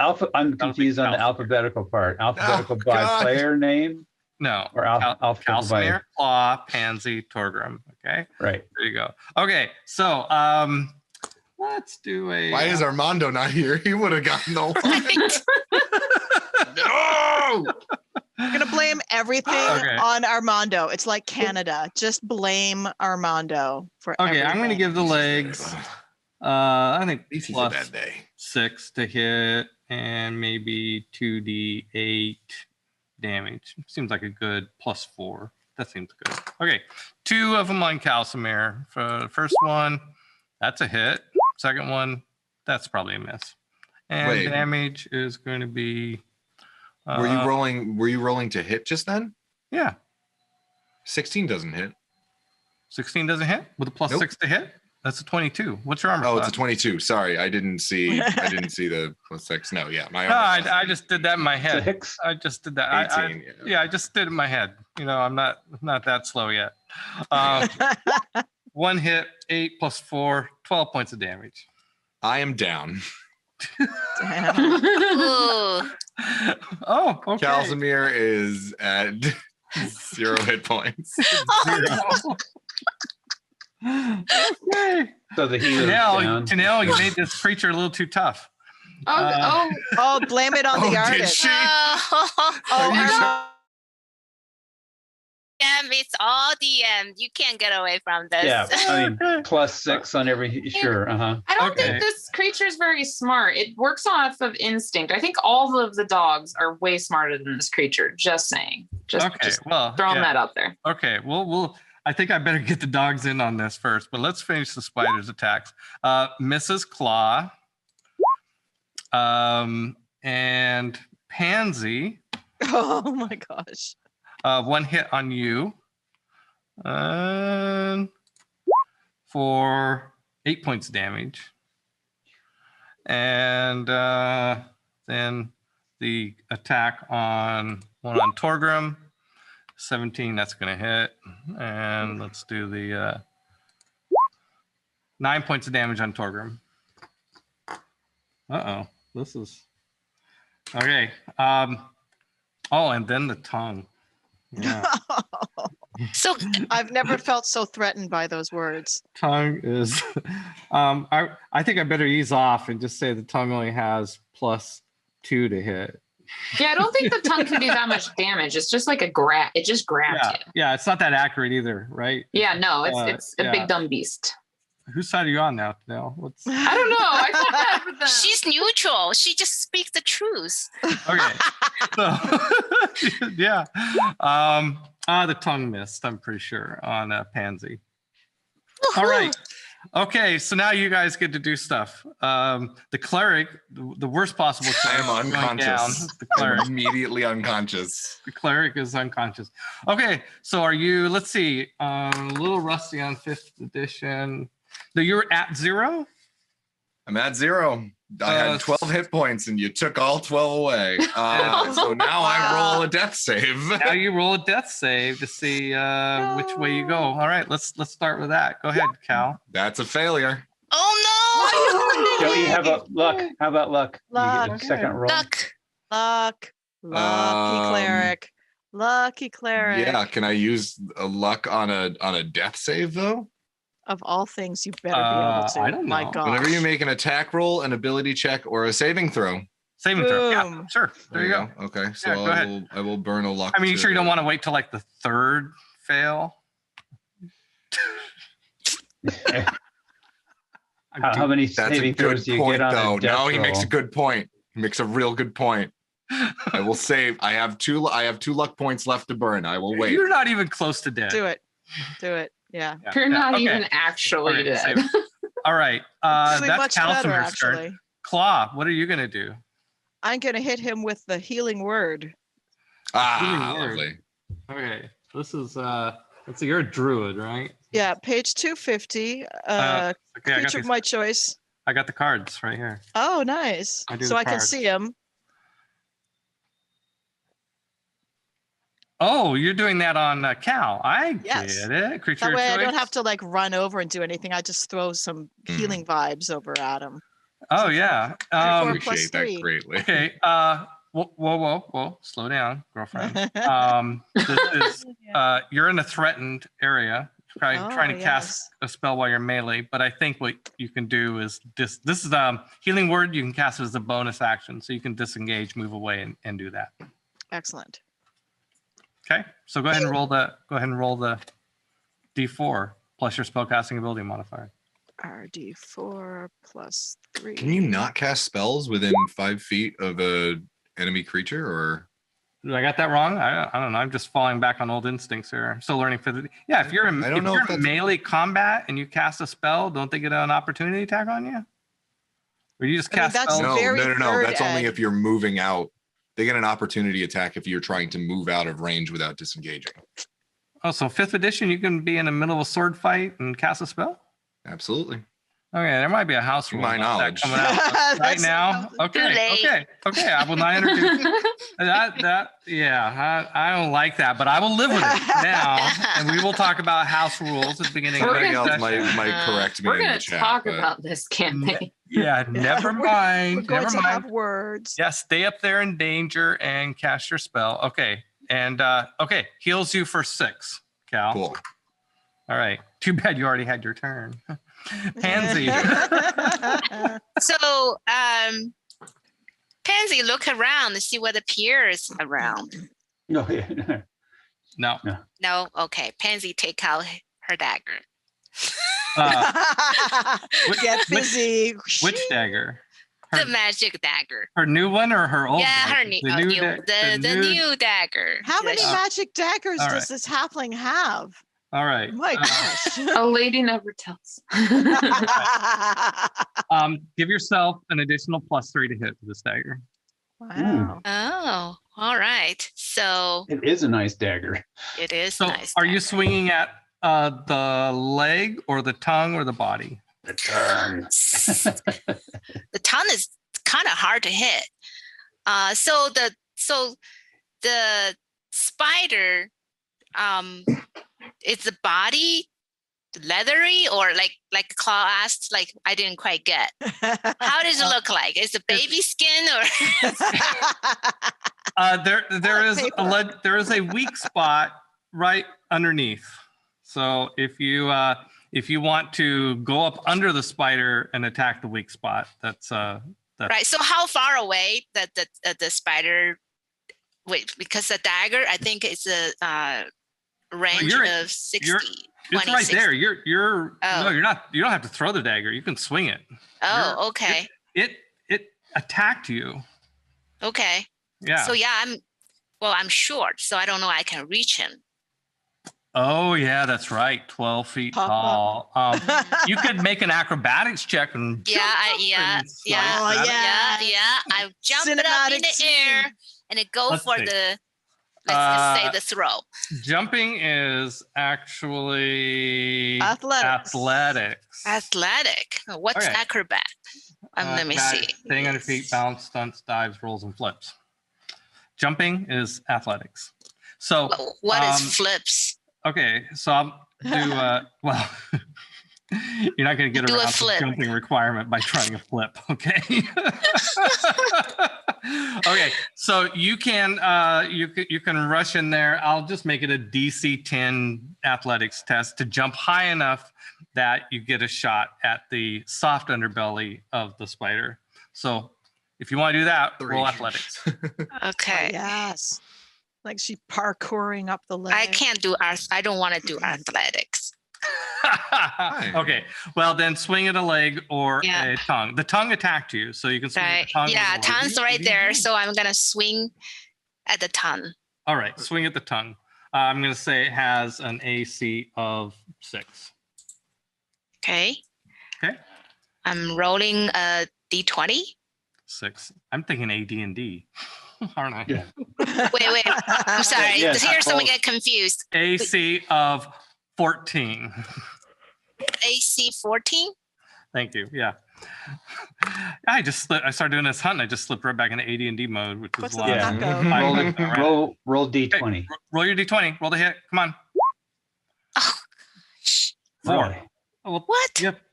I mean, if you feel strongly about it, you could luck that up, but What's your plus to hit? Yeah. you got Yeah.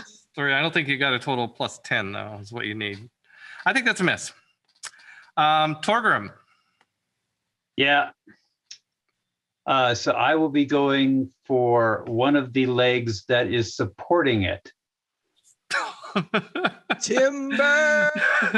Okay. Yeah, because there's no way it could switch legs, put a Make different it one down. rain. Well, yeah, hey, that you know. can't happen. No, You it's keep taking busy. out the legs eventually. It's a little busy. Yeah. Okay. Yeah. I think.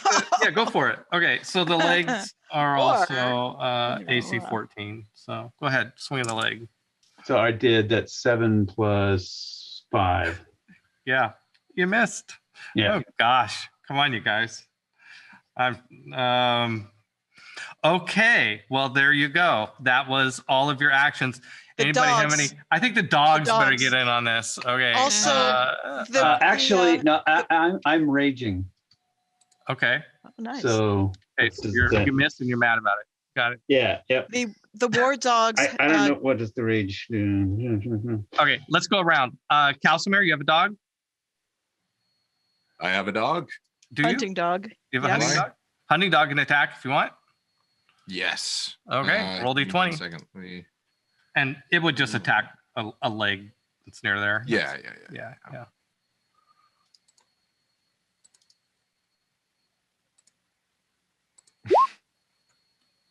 Okay, that's a miss. Okay, Claw, you have 2 hunting dogs, right? I have a hunting dog and a war dog. Okay, roll the And- hunting dog. Roll the hunting dog, then roll the war dog. All right. Not very good with rolling tonight. Oop. Come on. Just roll the d20. What about these single digits? There we go. So that is plus +3 is a miss. 3. Thank you. And The then next one, the war dog. is war +4. dog, which is at an advantage because its allies are attacking with it. Pack tactics. There we go. There you go. And Okay, actually rolls that's a- well. It's like, do yeah, some damage. let's do some That's it. 2 All right. Music on. D. All the dogs are getting bones 3d4. tonight. Yeah, the they happy Or, bones. or Bye, crunchy bones. spider legs. Yeah, they're So getting some chew 9 toys. 9, 10, Who would 11. like some land crab? 9 plus 2, actually, it's 11 damage. Yeah, 11. All right. So you killed a leg. Take Just that. the leg. Leg's gone. Legs gone. Pansy, you have a dog? Yes. Okay, hunting dog, right? Yes. Okay, roll the hit. Come on. I have a question out of curiosity. Do all the dogs get packtastic? Get No, what? just the war dogs. Just the war Oh, okay. dogs. Just The So hunting, it's- the hunting dogs get center. That's a miss. And Torgrim, you had a war dog? You might war War dog. Yep. Okay, it's got tactics. Never mind. It but has wait, an War dog has advantage. pack tactics. It has doesn't advantage. It has pack tactics. right. Yes. That means you get to roll twice to take the higher roll. It's the fiend Oh, ability okay. from Fiend Come on. the tween ability from Fiend Folio. Hey, he's scared. This- It's a big spider. Yeah, this dog looks scary, but He's defending you. He's defending you. He's like, nah, you're not making. No one threatens bearded master. All right. Okay. Well, the back to this the tunneling spider thingy. Tanel, what do you call this monster? Uh, Bob. Pure terror? I don't know. Pure terror. Pure terror. Nothing pure about it, but that's no. okay. So- I would say something to do with underground, right? Like a tunnel terror. I don't know. Tunnel terror. Okay. Ooh, Tunnel terror. alliteration. Nice. That's even better. The tunnel Yeah, terror. I didn't Okay, sucker for great. the alliteration. Okay. Tunnel terror. So next round, it's down to 4 attacks on 4 leg attacks, and it'll just do 1 on each of you because. Well, Good. Peter, Yeah. I don't know whether you allow me, but Probably not. Since- But go ahead. well, I can do that. I have a bonus action. Yeah, That- you need to. Yeah. Okay. Yeah, I'm gonna dash. Yeah. So that was during your action. Right. Yeah. You dashed in there and attacked. Nice. Or How about forward. attack and dash? Yeah, you attacked it. So what the dash Fine and does dash. is Or maybe allows, right. I'm sorry, disengage, like ran away, trying to. get no, you went in there and attacked. You can't then suddenly be gone. Next turn. You All right. dash. You Consider your dash life in there. choices. So what the dash Okay. does is it lets you. I forget what it lets you do, but the disengage allowed you to move in there without getting an opportunity attack on you. Yeah, dashing, you take your action to use another Right. length of your movement speed. Yeah, essentially. that- yeah, the dash action, I believe. Okay. Yeah, but basically you use the Jesus. I guess it was to get in there Wow. without it doing an option. God. I just Wow. So I'm not sleeping tonight. I don't know about Yeah, you. nope. Okay, so the claws are coming back out. One on Mhm. Calcimere. That's Again? miss. Which One is on unconscious. Is No, Calcimere's I'm conscious now. but he's prone. On Claw, that's a hit for Barely. 5 and 4 is 9 points of damage. Ooh. What a jerk. Yeah. And 1 on Pansy. Oh, that's close enough to ask. What's your AC? 14. Let me see. AC is 14. AC is 14. Sucks not having armor, doesn't it? That's a hit. So there we go. 6 and 4, 10 points of damage. So the 10 points damage, my hit, like, does that, my hit point only 4. So, Wow. You only Do I have have 4 4 left? hit points? no, when we did the hit point, I rolled a 4. So what does that mean? I don't understand. Well, Oh, your total add hit that. points. Your total hit points are well, let's see. You had are 17. Looks like. 17. Okay. So now you have, So you but just- now you're down to 7. And Okay. just Okay. All right. And then 1 on Torgrim. What's your armor class, Torgrim? 15. Wait, hang on. 15, yes. Oh. 9 plus 6 is 15. Well, there you go. 12 points of damage. Ooh. All right. These guys are mean. And the tongue is. Oh, yeah. We just got a content warning alert for arachnophobia. Right. Oh, really? Thank you, Sarah. And the tongue Oof. attacked. Okay, the tongue hit you this time. Oh, wait. What? I'm raging. I have resistance to bludgeoning, piercing, and slashing damage. So what does that mean? Oh, yes. Means you would take half. So have that. So What did I say? was It was 12, so you only take 6 damage. Wow, Okay. that's you got resistance, all that. Wow, good. Okay. I just saw chat. Okay, Pansy. Thank you, Chad. Oh, wait. Wait, Nice. I have an advantage on saving throw against being frightened.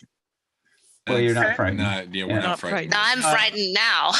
But it's, Yeah. For you, that's for your character. If you want, I can make you be frightened and you can have a save. Or be just kidding. Okay. The tongue, however, hits you, and you get to make what it does is it does a little bit of damage, not much, because I went overboard on the claws, so I'm easing up on it. It does 5 points of damage on you. Oh, you were down to 7, so now you have 2 left. Okay, you're fine. But also, it is going to now wrap around you and try and drag you to all those teeth, and so you have to make an opposed attack, to Tittle, you're killing me. avoid that happening. Okay, Me? yes, here you That's can a use your strength acrobatics. So you can use your acrobatics to escape from the tongue. Right. So make an acrobatics roll, and I will make a strength roll of. I'm gonna give it +4 on strength. Let's do that. Makes sense because I give it +4 on the others. Okay, strength +4. Okay, I rolled a 2 +4 is 6. By the way, you rolled a D12, and so you should roll. Oh, D12. sorry. Yeah. Or I will wait. I will give you the option of keeping that 2 if you want, because I think you won anyway. Why? I only have +4. You have a +7. You have Right. +7. I have +4. Yeah. So you had no chance of losing this Right. with my roll of 2. Okay, so the tongue tried to grab you back and pull you back to the maws of the spider, of the tunnel terror, but you definitely rolled out of it somehow, and you're fine. All right. Yay. So how many damage I done to me? Like, You have 2 hit points left. You have 2 hit points right, left. hit 2 hit 'Cause you points just had left. 5. Yes. 5 done Yeah. to you, and you had And 7. Yeah. 5. All right. All right. Okay, now you guys better kill a couple more, chop off a couple more of these legs so that it Mhm. isn't happy and runs away. See if we All right. can make rolls that over like single digits. Yeah, That'd be that would help. nice. Yeah, That would be wonderful. try and roll a little bit better. Try to do a little better this round, guys. Yeah. I don't want to TPK you from Tanel. Tanel will feel horrible if her monster kills the party. I mean, that would just not be good. All right, Calcimere, what are you going to do this round? I am going to take half my movement to get up. I am going to take my action to disengage, and I'm going to bonus action healing word Pansy. Healing word on Pansy. Okay. How much does that heal Pansy for? Let's find out. We got the full 9. 9. Okay. Okay, give yourself 9 hit points there, Pansy. You're up to, I think, 11. And now I am disengaged with this thing. Okay. So I took the rest of my movement just to get out of there. Right. Okay. So so you have disengaged. Oh, and does your dog follows you? Okay. Yip. I believe is its dialogue. Claw. Thunderwave. Thunderwave. Yes. Yes, Claw. Yes. It was either that or entangle, but this does damage. This does damage. And it's a constitution save instead of a strength save. Mhm. Okay, Constitution save or take 2d8 damage and pushed away. Okay, so let's roll Constitution save. That's Constitution is probably a little bit better than average. What's the DC? What's your the DC on the spell? It's your 15. 15. Sorry, Okay. 13. Sorry. 13. I was thinking this is +2 on the con. Better write that down so I'm consistent. +2 con. So it missed by 1. I have a special By rule, that much. and I missed by 1. You get to laugh at me. Wah, wah, wah. Thank you. Sorry. And 8 points of damage. Are you targeting the body or a leg? It's the Or- whole, it's like Oh. a cube. It's Okay. a 10 by 10 cube. Okay, I I'll believe. call that the body. Yeah. But the main bonus is pushing it 10 feet away the heck from us. Right? Well, you guys are surrounding it. So you're going to push it right onto Pansy. directly opposite. Oh no! She was underneath it. Wait, so she gets an opportunity attack? Is that what you're saying? No, there's actually a special rule that if a spell hurls you, it doesn't provoke copies. So I pulled that one out, didn't I? Okay. Wait a minute. If a spell hurls you, what? If a spell hurls you, like moves you like this spell does, that movement does not provoke copies. Got it. Okay. Right? Is that right, Patrick? I believe so. Yeah. Yeah. Because then it would just be a brutal cycle of like, using a pushing blow. Push, Avo. And then he's like, okay, I move 5 feet. Bam, slash, bam, slash. Just like kiting them all the way down. Oh, okay. So that would be an interesting technique. Yeah. So Pansy, you had come up underneath this spider, and of course it's not just like being like perfectly still all the time with a leg going like this and a leg going. It's more mover and stuff like that. And so you had kind of come under it, and the spider, the tunnel terror, was pushed kind of to where you began the fight. So you and the spider effectively traded places, and it's your turn, Pansy. Well, I have 1,000 ball bearings. And it has all these legs to skitter around on like Bambi. I'm gonna use my ball bearings. Oh man. He's regretting letting us buy it so hard right now. You allowed this. I asked and you allowed it. I want to let that work because it's funny and dramatic, but this is like grass. This is dirt. I mean, I don't know. It looks like sand to me. I don't think it looks like I don't think the ball bearings is really going to do that much to the. But it is trying this very delicate maneuver of being. It has a special ability to just be able to fight on 3 legs. So okay, I will say rhinos just went by. Are you sure they didn't pack the earth pretty nice and flat? Nice. Okay, right, with all the movements. Some very good points being made here. I am going to. Okay, we're just going to leave this to the dice. It's going to be a dexterity saving throw. Please don't fire me. I have no idea what to give it. I'm just going to give it a 50-50 chance that it's going to be a major distraction. So if I roll 11 or higher, it made it save. If I roll 1 through 10, it did not. Yeah, she was so close to MVP right there. You're thinking to yourself, if this was a really hard surface, like marble or stone, maybe this would be more effective. All right, fine. Okay, Torgrim, kill another leg or kill I'm gonna swing at this thing again. All right, crying out loud. Yeah. Are we going to do the dogs at the end again? Yeah. We will do. Yeah, you guys need the dogs. Oh. So that's a +7. That's insane. AC 14. So not quite. Oh. Let's see. Yeah, no, that's a mess, right? Unless there's something else I'm not saying. Sorry. That's the AC of the creature, right? Its AC is 14. 14, yeah. All right. That's all right. Let's do the dogs. I think that I think now that Calcimere, now that you seem to be kind of safe, I think your dog goes charging back in there. Yeah. I would say so. Yeah, I think so. So have it roll to hit. So let's do this. Let's D20.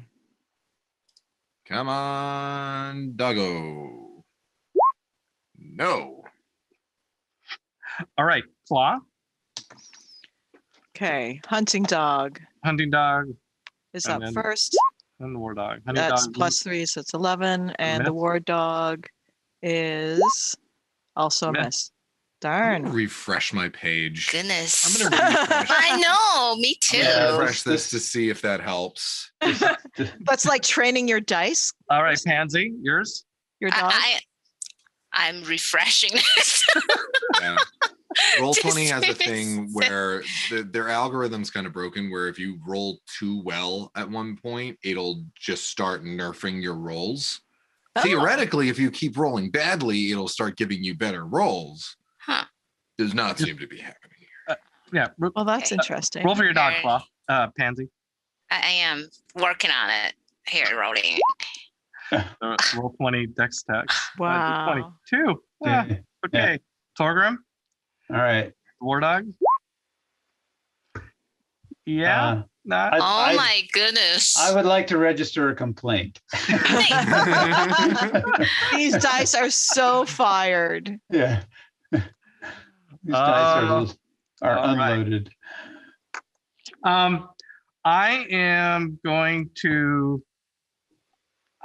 make a little bit of an arbitrary call here, and that is that the spider is a little frustrated that it hasn't really been able to bring any of you in.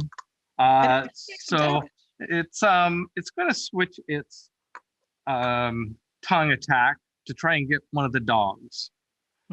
Because the dogs might be easier to get. So I think the dog is the only thing that hit it. Right. Yeah. Which the one war was it? dog. The war dog. Claw's war dog. We should have re-rolled for the war dogs because they have advantage. Oh, that's true. All right, do one more roll for a war dog. Thank you. Claw and Torgrim. Come on. Dice roller, D20. Fine. Yay. Oh, there you go. That's 20. Yeah. And that is 3d4. Plus 2. Yep. 10 points. 10 damage. 10 points. Yay. All right. And Torgrim, did you do yours? Yep, not yet. Yay. There we Go. Yeah, okay. Pack tactics work That's- together. That's 3d4, you say? Yep, 3d4 plus 2. And to the Whoa, end, that's a good roll. Nice. Wow. Okay, that that's day they learned the importance of working together. Yes. okay. So it has lost All the legs. 3 legs. And so That means fewer attacks, right? yeah. Okay. Well, with that much damage on it, it is going to go back down into its hidey hole and run away. I say we go down after it. Let's capture this thing. Yeah, put in the bag. I want some Kill him points. and I want put in some the bag. points. Yes. This thing needs to die. Okay. Who's that? Torgrim, I guess you said that first. So I think you're going up front. Is somebody slapping? Anybody got any extra healing? I do. This thing needs to die. Because all these potions just hope you're thirsty. Could you brush me up a little bit? Sure. How much are you hurting? I'm currently at 9, so out of 23. So okay. Then let's. You know what? I'll burn my last spell slot, and I will give you a cure wounds. Let's see. Yeah. All right. Is that Nice. 9? 9. Yeah. Yeah, nice. Okay. So Calcimir cures Torgrim. Torgrim jumps into the hole. Is anybody else going with him? Yeah, Pansy's going into it. Pansy. I am going to, before Pansy jumps in, I am going to touch Pansy on the shoulder and say, "Be careful down there. You almost got caught once. We don't want it happening again." And I will give you guidance. Thank you. Okay. You guys are brave. Going down into the nest. Oh man. That doesn't sound ominous at all. I am a dwarf, so I can see in the dark. What that's are the awesome. baby spiders like? I cannot. Are there baby? Oh man, I just got chills. I'm not ready for this. By the way, I we're know, expecting you to illustrate all of them. Who said the baby staff spiders? Don't give Peter the idea. I am okay. So the spider retreats. Pansy and Torgrim. Okay, so it's kind of thinking it's safe. So Torgrim and Pansy, I'll let you just charge up there and get an attack right off the bat before it. Yeah, let me in on this. All right. Back with you. All right, Torgrim, you were. And I am still raging. Just raging all. Like, what is going on? Poor He's Pansy. just so angry. But Torgrim, in a rare trend, I know. Bucking his bad die roll trends, Torgrim manages to get hit. All right. So this is going to be 2d6 plus 7. Okay. That leg Because or body. 6 plus 7 is 13. Another leg gone. Okay, so it is okay, so it goes into its nest and oh wait, Pansy, you get to attack it. Oh, you did. And I did and failed. Okay. I would very much like to hit it with a shillelagh. Yeah, I'm willing to let 2 people attack it at once. Yeah, it's kind of crowded, eh? Yeah. And but you got the dogs. I'm letting the dogs in there because dogs. Oh, right. Okay. Right. Yeah. Right. Well, I can roll for my 2. Yeah, or just the Pansies and Torgrims. Just Pansy and Torgrim's dogs. I think. Hey, my dog. Oh, yeah. Good dog. All right. Your dog does D4 plus 1. D4 plus 1. There you go. Hey. There you go. 5 points of damage. Okay. And War Dog. That's a hit. All right. And War Dog does 3d4 4 plus 2. plus 2. That's So 9. another 9. 9. Pounds thing. And just for fun, if you can roll D20 again, just to because he has advantage, you might get 20 and it'll be double damage. Everybody. Nope. Okay. Okay. Okay. It's down to 3 legs, and it needs 3 legs to stand. So, I think you guys. I'm just gonna call that good. You guys managed to. Yeah, it definitely can't move at this point. We're going to capture. It's Get that captured TARDIS into the bag. over Into here. the bag. Yeah, who's got some rope? Bag. Did the I bet the bag tongue is- shrink? Yeah, sure. Okay, yeah. I'll hand wave this and say you guys can go in there and kind of wrestle it, hold it. You have to get it a good enough grapple that Rashidi can come in. And so what Rashidi does, he just floats in. I forgot to mention, by the way, when you guys are riding your horses, He's just floating. he's floating. He's flying. He flies. That's Yeah. great. Yeah. Well, you know. Flies. So he flies in and he's got his bag. And what he does is he holds this bag up like that. So imagine that he's holding both sides of the hole, okay, that would go into the bag. And he brings this up. And as soon as, if you imagine that plane covering the whole of the bag, as soon as that plane touches part of the spider,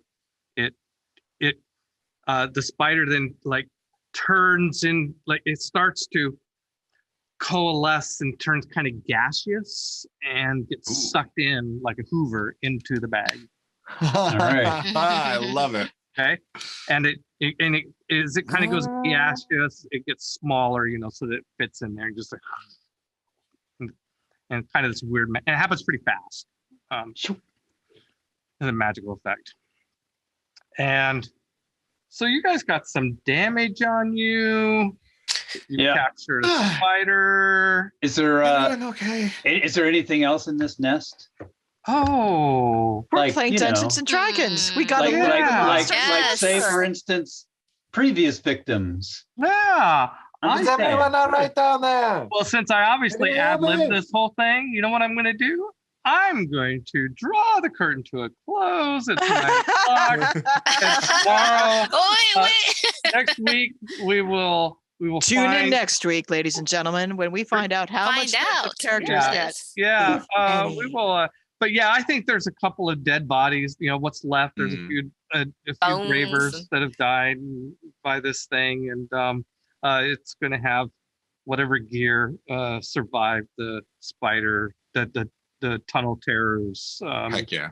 And the tongue is a rare delicacy. Good tacos. Very nice. Ah, Yes.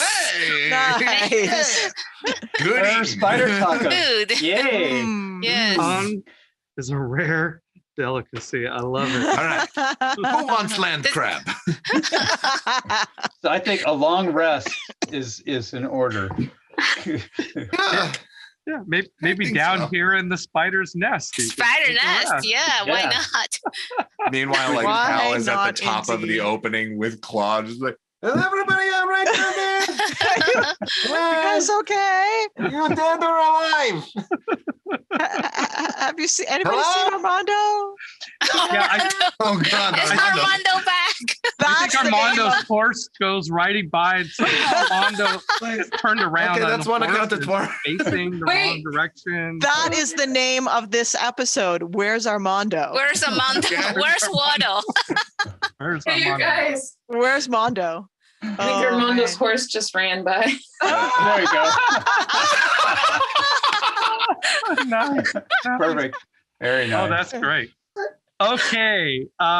Let us let's see if there's anybody that's hung with us in chat. Yeah, there's a bunch of people in chat. Hi guys. How y'all doing? Hello, everybody. Hello, everybody. Rhino bodies. Box. Oh goodness. Right. Eat some baby rhinos. I don't think it could eat a whole rhino. Oh, That'd be tough. The horse, that dog there is brave. That's for sure. Okay. I want to let's do our inspiration points from the adventure. We have inspiration awards. Okay, the humor award. We got any ideas from chat? Maybe the picture of Armando running away on his horse. Can Tanel get the humor award? Yes, exactly. She deserves it. Tanel Yes. gets the inspiration. Aw, thanks. Yes, by the Although- way, a nice round of applause to Tanel for Yeah. Hey, My Surprise nightmares. that is Yeah. that was fun. Thank you, Tanel. That was great. No problem. Alternately for humor, I mean, Pansy pulling out the ball bearings. Oh, That was that. pretty great. Oh, yeah, I That love was that. pretty great. That was hilarious. Okay. Okay, Pansy for the humor award with the ball bearings. Yes, it didn't do any Yay. good, but it got a good laugh. And so That- there we go. I think that moment inspired hope in all of us. It did. Added a We're bit like- of levity. I was so close to repeating the words of a kind and gentle DM, which was, "It's not a TPK if somebody runs away." I did say that. Yes. Oh, Chad has a good one too. Yes. Humor award to Torgum for if you need any help with anything that isn't just talking. Right. Oh, nice. That is I good. don't know. Thank you, Turtle 9.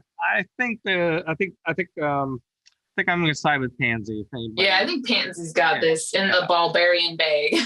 All right. Okay, so embodiment. This I is think for Torgrim was really, between his interaction with the hoity-toity dwarf lady and Mhm.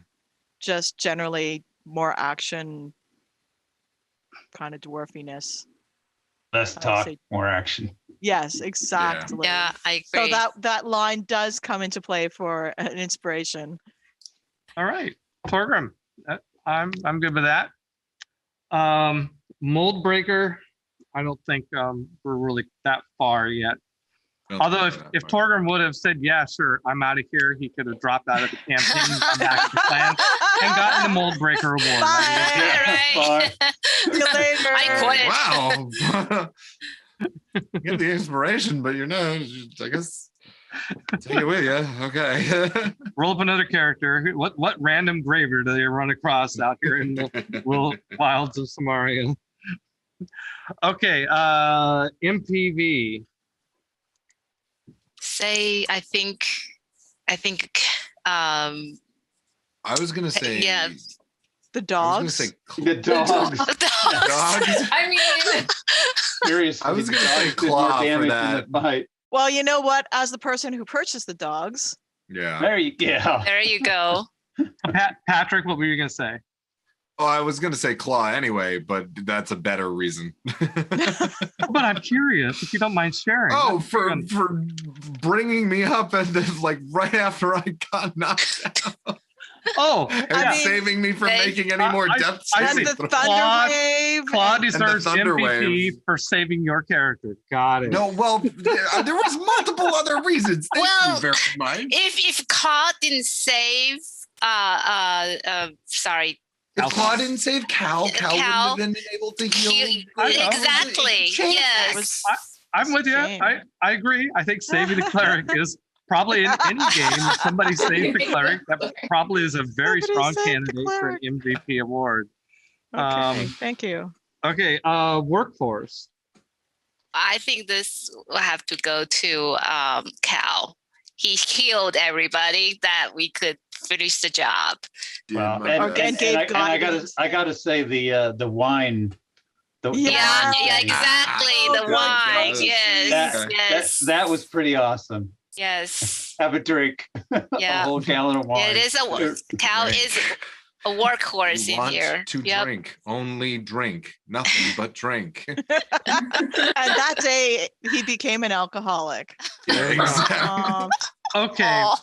Get him well, it is with sadness that that Gabriel not only missed the session, he's the only one that didn't get a inspiration, but I guess that's fair in a very hard-handed sort of way.